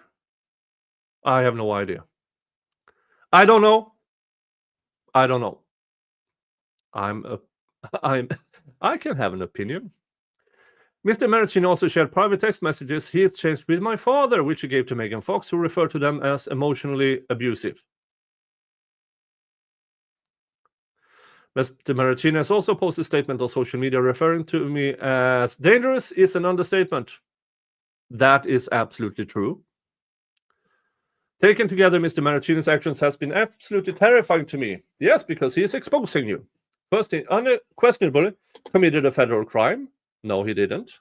By traveling to Arizona for the intended purpose of violating this court's OOP. No, he had a valid subpoena, you cunt. When Mr. Marraccini traveled from California to Arizona on June 10th, he did so knowing that this court had issued a valid lawful order prohibiting him from engaging in precisely that conduct. False, he had a subpoena. Mr. Marraccini never asked this court to modify the OOP. He didn't have to. And his attorney even reacted my lawyer's offer to jointly request permission from this court to allow Mr. Marraccini to travel to Arizona. He doesn't have to because there's a valid subpoena. Furthermore, prior to traveling to Arizona, Mr. Marraccini never asked the Arizona court to modify this court's order. He doesn't have to. He has a valid subpoena. And then in parentheses, although my understanding, the Arizona court had no authority to ignore or change this court order. Although that is exactly what happened. He had a valid subpoena, which the judge told you. Mr. Marraccini's actions, particularly with respect to his decision to publicly release 2,500 pages of private personal text messages between us, has been absolutely devastating to me. His conduct has caused me severe emotional distress and has made me feel like my personal privacy is forever lost. And thank God it is. That way you might not have a new victim. For this reason, I'm asking this court to renew the OOP issued in this case and to make that renewal permanent. I'm further requesting that this court find that Mr. Marraccini violated this court order and that he engaged in interstate travel with the intent of violating this court order. This is so stupid. Blah, blah, blah, blah, blah. Laura Owens. And here are index of exhibits, declaration. I wonder if we can get to Gingras and his. Do we have a page number for Gingras declaration?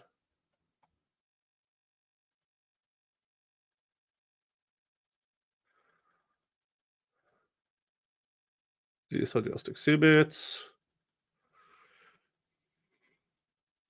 Where is Gingras? What he says? No, is it this? Declaration of David Gingras. My name is David S. Gingras. I am a United States citizen, a resident of the blah blah blah blah blah. Attorney licensed to practice law, states of California and Arizona. We will see how long that lasts. I am an active member in good standing. I previously represented a woman named Laura Owens in a case filed in the Maricopa County Superior Court. Yeah, that case is now over. You lost because you're a moron. The only way, in my opinion, that Laura Owens can win against these 7 felonies she's charged with now is to completely throw David Gingras under the bus. That's the only way. Because however moronic she is, she could argue, and probably successfully, she was getting horrible legal advice from David Gingras, and still is. Because, in my opinion, David Gingras saw a cash cow. He could have walked in, seen the clusterfuck, saying, "What? Oh, I fuck." Instead, he saw somebody who could afford representation over a long period of time. That is my opinion.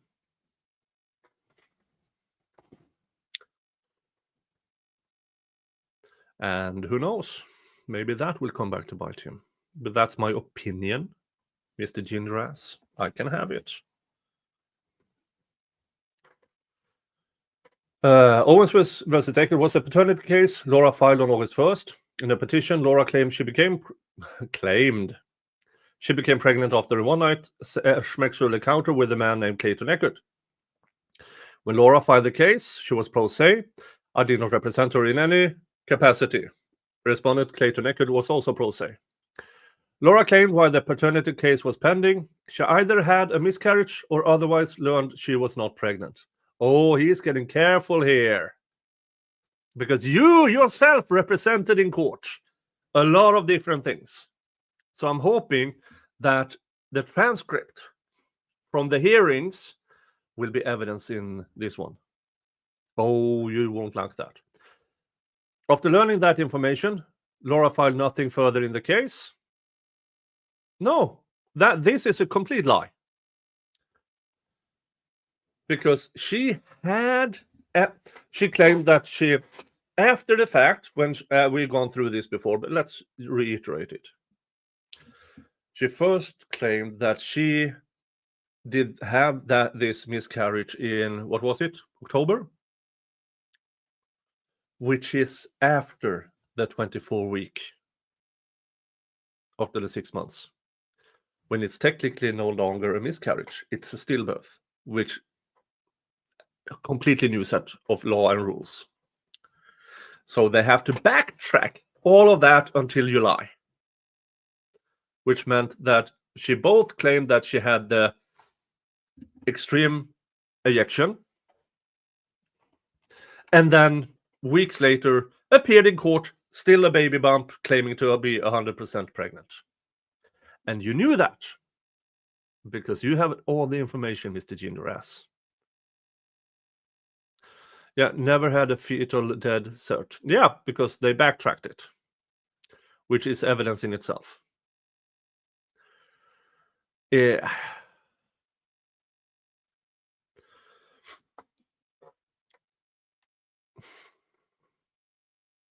Shortly before the case was administratively dismissed, Mr. Eckert hired counsel who appeared in the case around mid-December 2023. Why don't you bring up the fact that there were 5 or 6 or 7 attorneys between her pro se and you appeared? In his initial pleadings, Mr. Eckert's lawyer accused Ms. Owens for fabricating a pregnancy. As a result, Mr. Eckert's counsel threatened to seek sanctions against Laura for violating Rule 26. Blah, blah, blah. Which is substantially identical to Rule 11 of the Federal Rules of Civil Procedure, i.e. it prohibits groundless pleadings and allows sanctions for violations. Yep. Although I did not represent Ms. Owens at the time, my review of the docket reflects that after Mr. Eckert's counsel threatened to seek sanction, Laura retained a different attorney who immediately sought to invoke the safe harbor of Rule 26 by moving to dismiss Laura's paternity petitions with prejudice. That motion is available.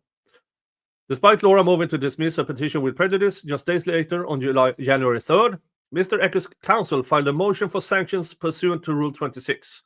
That motion is available. The court later denied Laura's request to dismiss her petition, of course, and the court set an evidentiary hearing on Mr. Eckert's motion for sanctions for June 10th. And we watched that the other day. I was retained to represent Laura on March 25th and appeared at the same day. Yeah, wasn't that one of the... Yeah, whatever.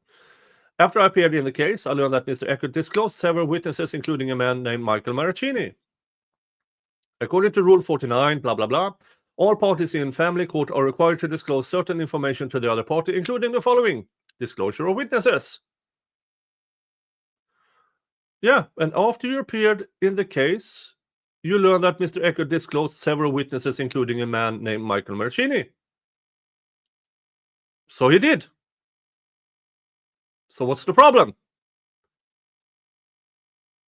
There is on a Supreme Court, blah, blah, blah, blah, blah. Based on my review of the disclosures provided by Mr. Eckert, it was clear his disclosures failed to meet the specificity requirements of Rule 49. No.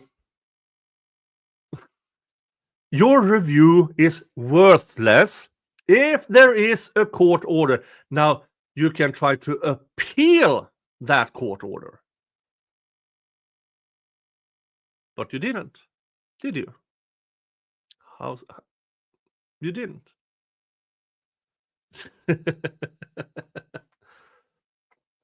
Because Mr. Eckert disclosed literally nothing more than a single sentence suggesting Mr. Marraccini intended to testify regarding his prior interactions with Laura. That's all that's needed, you twat. This told me nothing about the substance. You could have asked your client, hey, what did you do to Mr. Marraccini? Oh, I pretended to be pregnant.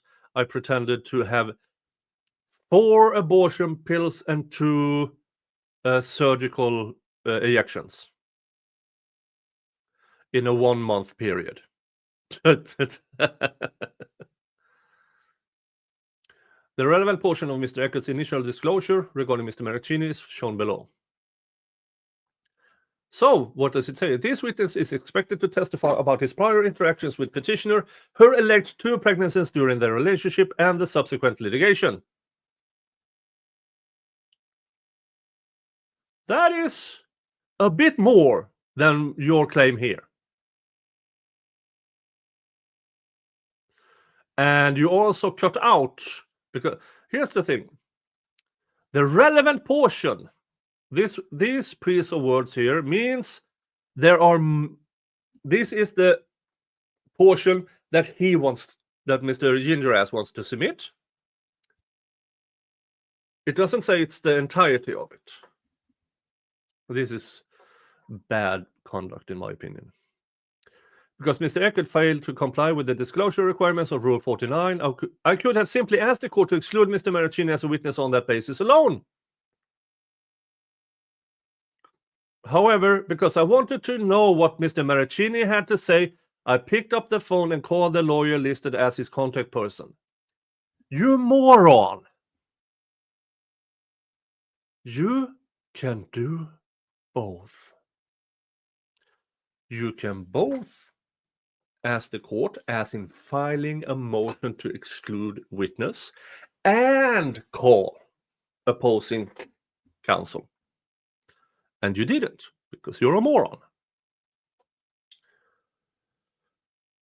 A woman named Ramsey Sue Pollock, during that call, Ms. Pollock told me she had never heard of Owens v. Eckert, and to her knowledge, Mr. Marraccini would not be appearing as a witness at trial.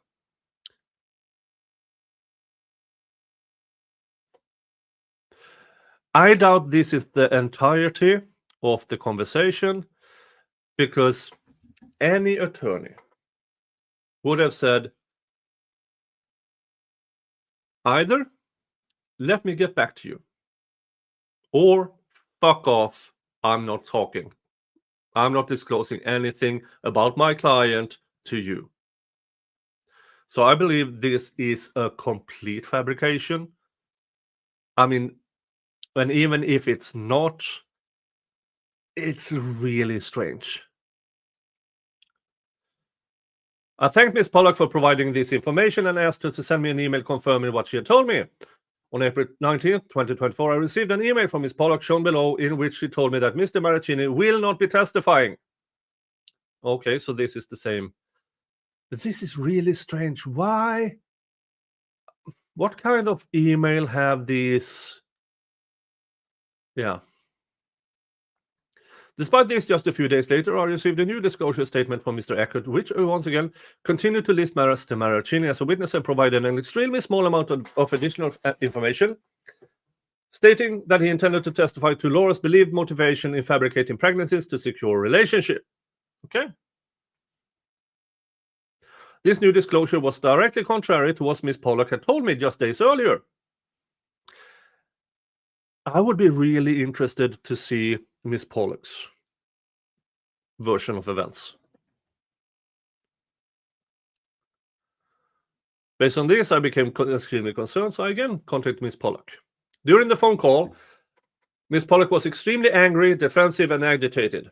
I found this extremely odd because my single prior conversation with her was exceptionally brief and cordial. Might it be because she found out you lied?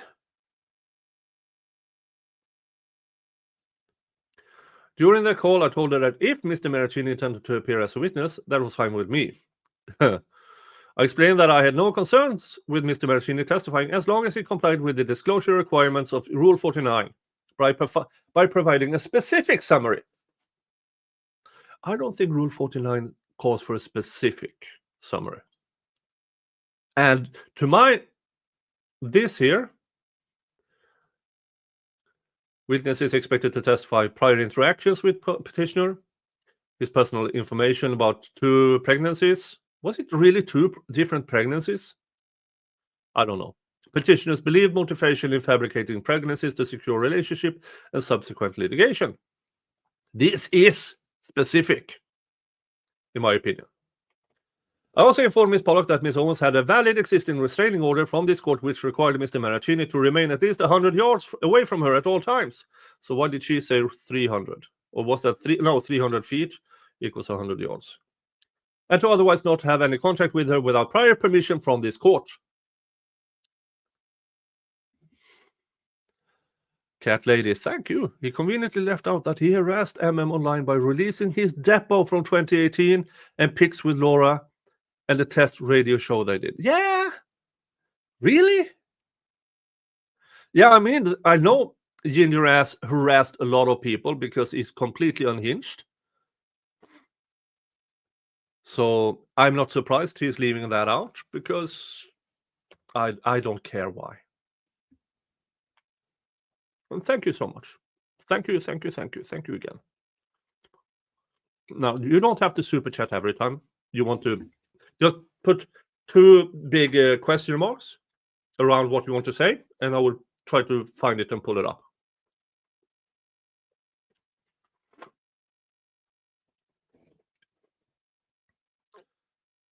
Blah, blah, blah. He claims he has no issues. Yeah. Sorry. As to the issue of disclosure, during the phone call, I asked Ms. Pollock whether Mr. Marraccini would agree to an either an informal interview by phone or a deposition, assuming he would not agree to an interview. In response, Ms. Pollock specifically told me, no, we are not willing to cooperate with you. Is this because she found out about your harassment, Mr. Gingras, in between the first call, the email, and the second time around? She had a conversation with Mr. Marraccini and discovered, holy fuck. Yeah.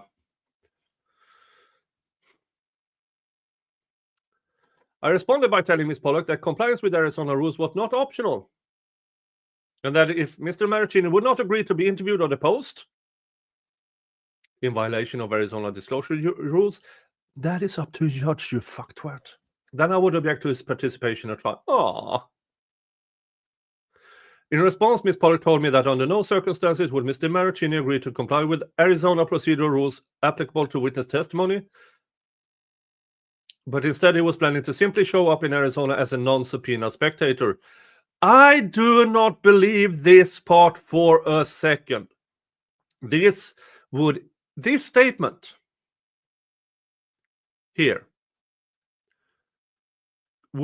could get you disbarred. I don't believe this.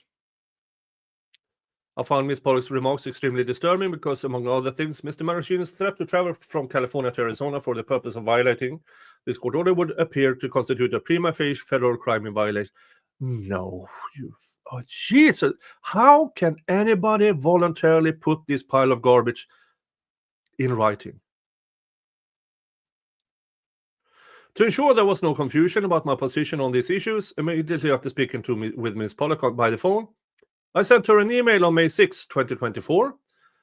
A true and correct copy of this email is attached here to as Exhibit A. In this email, I documented my conversation with Ms. Pollock, including each of the above points. I also attached copies of the original and renewed domestic violence restraining orders entered against Marraccini by this court.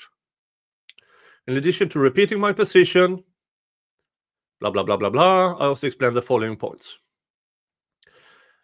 Quote, and just to be clear, I am not under any circumstances suggesting Mr. Marraccini should not participate in the trial if he has relevant information. All I'm saying that if he wants to testify, he needs to do so in a manner that complies with the rules and the law. This is mandatory to ensure basic fairness to all sides. Finally, please note that this is a felony under Arizona law for any person to unlawfully withhold testimony. Jesus Christ.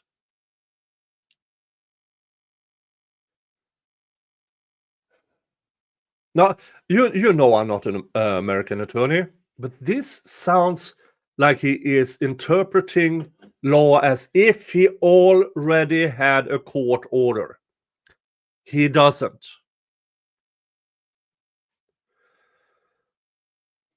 For avoidance of any doubt, nothing in this email should be constructed as an attempt to cause Mr. Marraccini not to appear. On the contrary, I would very much like him to appear, provided he does so in a manner that complies with the rules, including the rules that requires prompt disclosure of the substance of his testimony and the rule which entitles me to interview him prior to trial. I don't remember.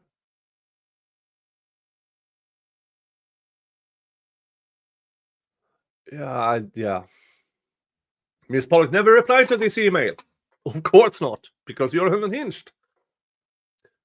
Because also, in responding to these falsities you probably put in that email, she would run the risk of acknowledging that this conversation ever took place.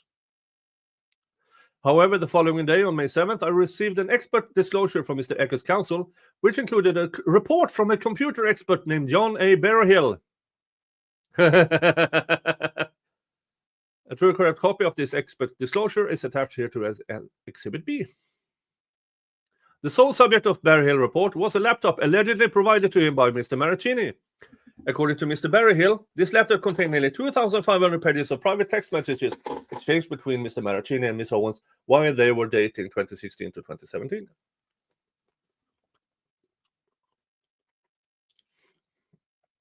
When I saw the Berryhill report, I was astonished, because it represented such a blatant and intentional violation of the family law disclosure rules. Why? Bearing in mind that the Owens v. Eckert was filed August 1st, 2023, the rules required Mr. Eckert to promptly disclose all evidence he intended to use at trial. Yeah? No, that's not the rule.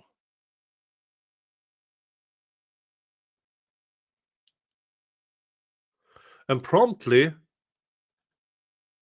in this regard is as your investigation moves forward and new evidence comes to light, your expert report, then it has to be turned over. It doesn't mean that on August 1st, 2023, everything has to be sent over, including things that never happened. This is so stupid. Rule 49 specifically required Mr. Eckert to make his initial disclosures within 40 days after his initial response to the petition, which would mean September 2023, and his supplemental disclosures was required to be made in a timely manner, which the rule defines as in no event more than 30 days after the information is discovered by or revealed through the disclosure party. Yeah. So what's the fucking problem? Here, rather than complying with his disclosure obligations, it was obvious Mr. Eckert and Mr. Marraccini conspired to withhold and conceal evidence from Ms. Owens and myself until literally 3 days before the close of discovery. Oh, this?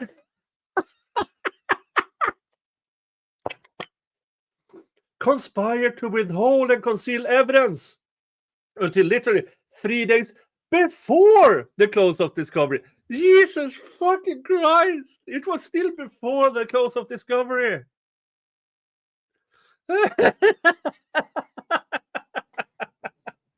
Oh my Jesus Christ!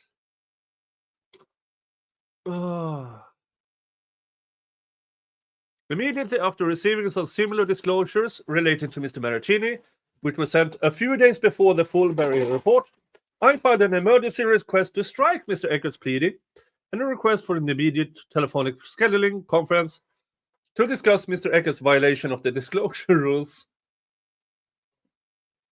Oh, for fuck's sake.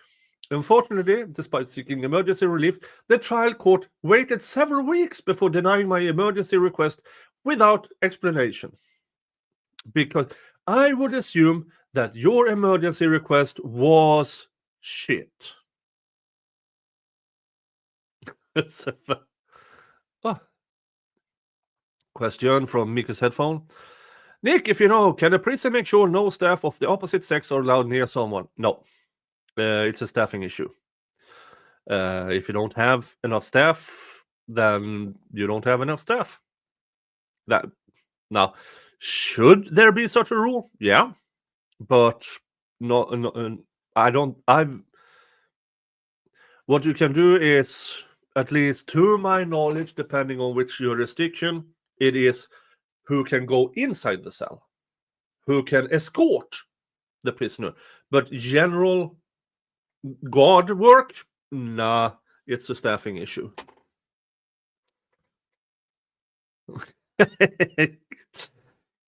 Key 7Y.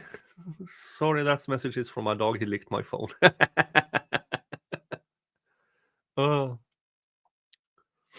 Once it became clear that Mr. Marraccini intended to violate this court order by traveling to Arizona to appear at the hearing on June 10th without lawful grounds for doing so. Grounds!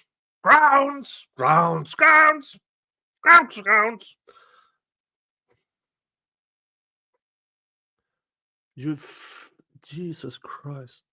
They are making assertions as if the other court never made any rulings, which they did. There's a valid subpoena. He can be there.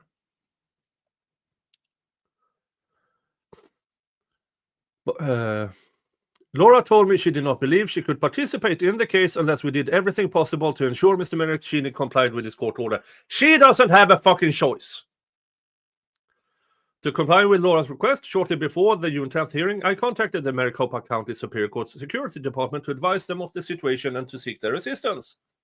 I was told by the head of security, Sean Gibbs, that he understood the situation and that court security would be happy to ensure compliance with any valid court orders. Officer Gibbs asked me to provide him with a copy of this court's restraining order against Mr. Marraccini, which I immediately did.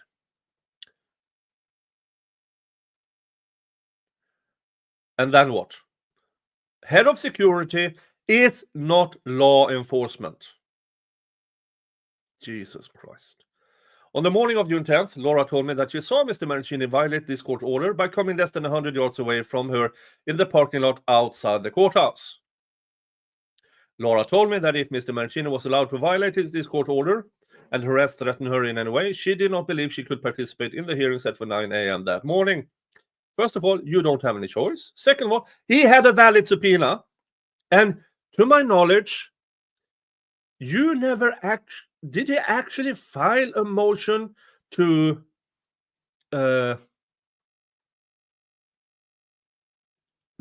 strike that witness, Mr. Marraccini? And if he did, it's still a court order. At Laura's request, I contacted court security to explain the situation and to ask them to enforce this court order. Court security told me they did not believe they had authority to enforce an out-of-state court order and that the only option for help was to contact the Phoenix Police Department, which I immediately did. At this point in time, Ginger Ass has known for over a month that Mr. Marraccini had a valid subpoena. This, I would claim, is making false statements under oath to the court.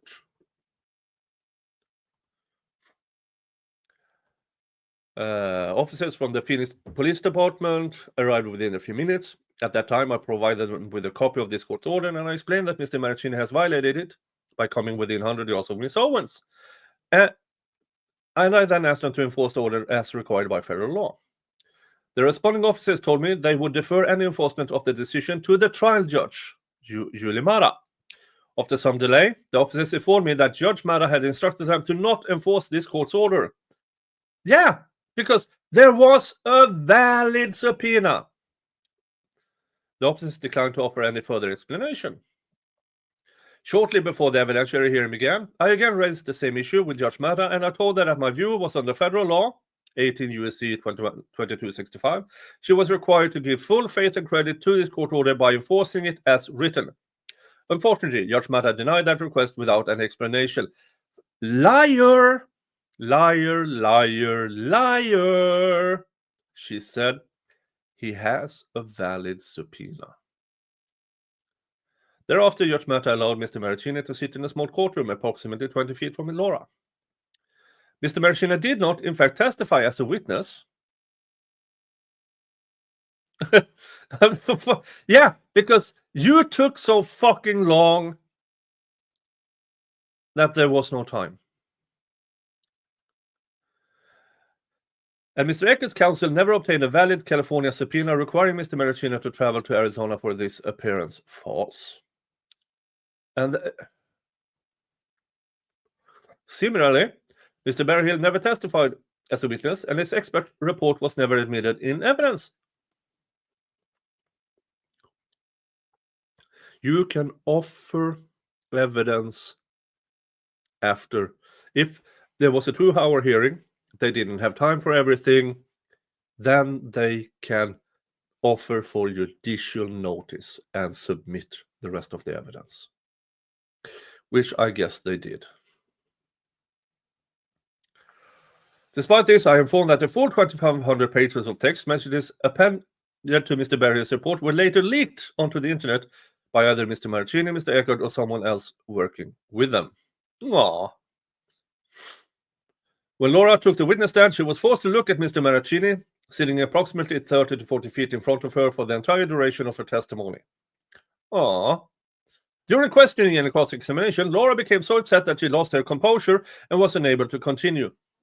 Even if all of this was true, you and her still submitted false testimony. You still submitted tampered evidence. It has nothing to do with her composure. That you voluntarily, willingly, and knowingly submitted false testimony and tampered evidence.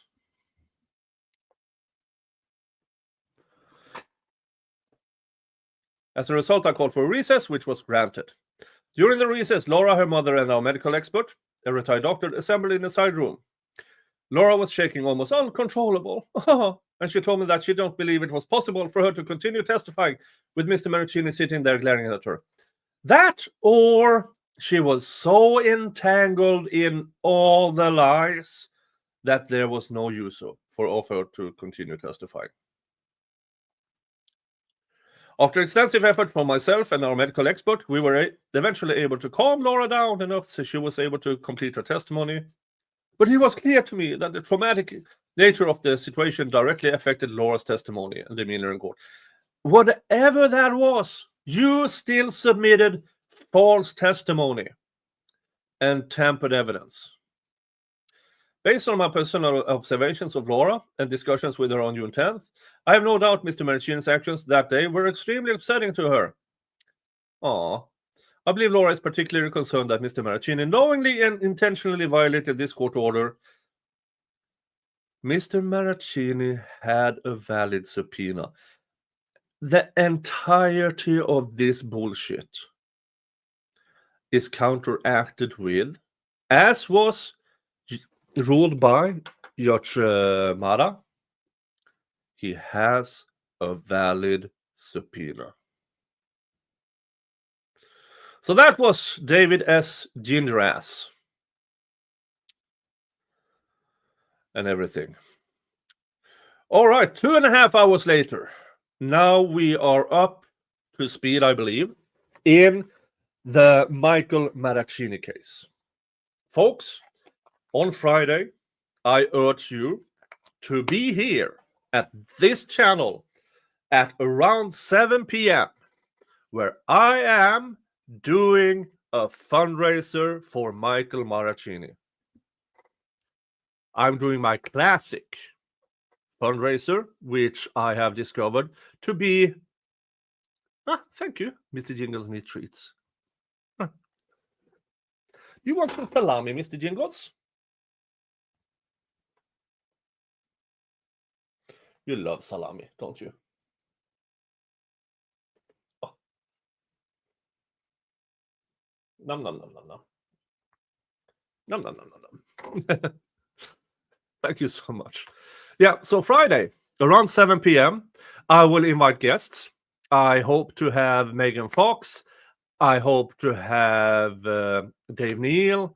I hope that Flux shows up. And when I mean a classic fundraiser,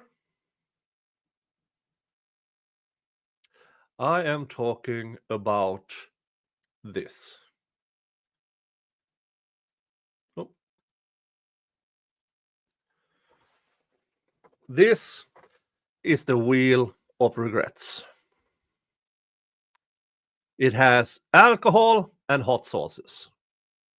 The rules of engagement on Friday is that for every $100 to Michael Marraccini's GoFundMe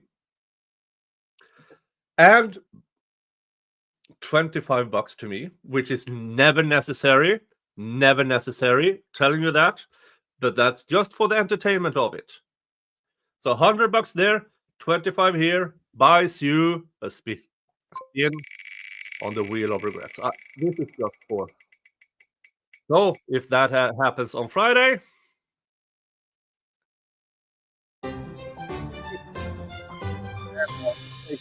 one of my hot sauces, teaspoon, and hilarity ensues. So, but again, this here, not necessary. Marraccini's GoFundMe, that's the necessary part. So if you're, which one?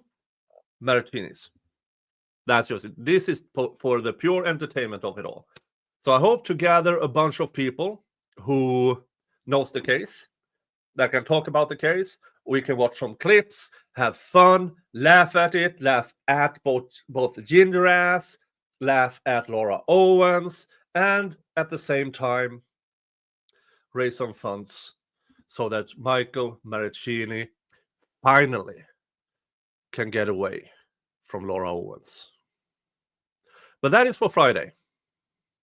That is for Friday. So next couple of days, I'm going to keep reading from the Delphi case transcript, the trial transcript. That trial was never televised. So all we have is the transcript, and it is infuriating. Also, what else do I have? I don't know. Something will come up. Something will come up. But, folks, I hope to see you all back here on Friday. I hope you bring all your friends, and I will try to get as many people who cover this case as possible. And so, yeah. So first of all, thank you so much for Cat Lady Ballerina. You have been so generous today with your super chats and keeping me up to date and giving me, hey, this page. And thank you for your last one. Thank you so much. That is so generous of you. Oh, Makaren. I just found your channel about a month ago. It has quickly become one of my favorites. Thanks for the laughs. Thank you for being here. Thank you. I do my best. I do my best because sometimes a lot of these cases are infuriating. And I learned that with a bit of bad language and being able to laugh at them, you can make it easier to follow these cases I cover. All right, folks. Thank you again. I hope, I will see you all in the next stream or video. And from me and Mr. Gingras, remember, hug your family. Unless your family is shit, then screw them and give your love to the people who deserve it. Okay?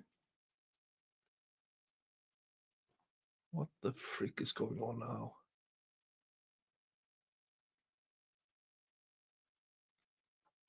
Why don't... All right, I'm signing off with the Laura Owens song. All right, see you. Bye-bye.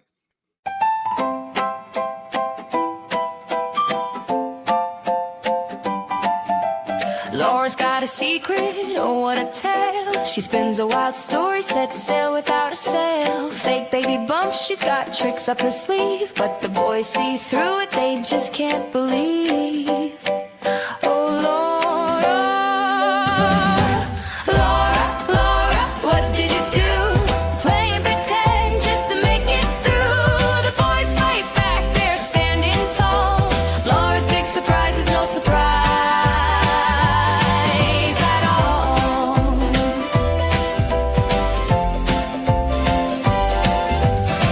Points her finger, you're the bad guy now. But truth's got legs and it's taking a bow. Her plans unravel like a thread on a spool. Life's not a game and you're breaking the rules. Lies and lawsuits, so what a show. But justice is coming, it's starting to grow. You can't win hearts with tricks or a fight. The truth shines brighter than a starry night.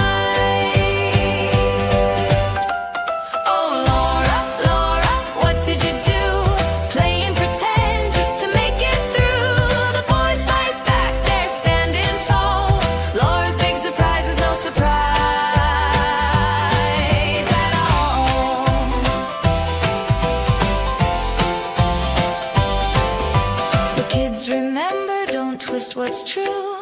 Life's much better when you just be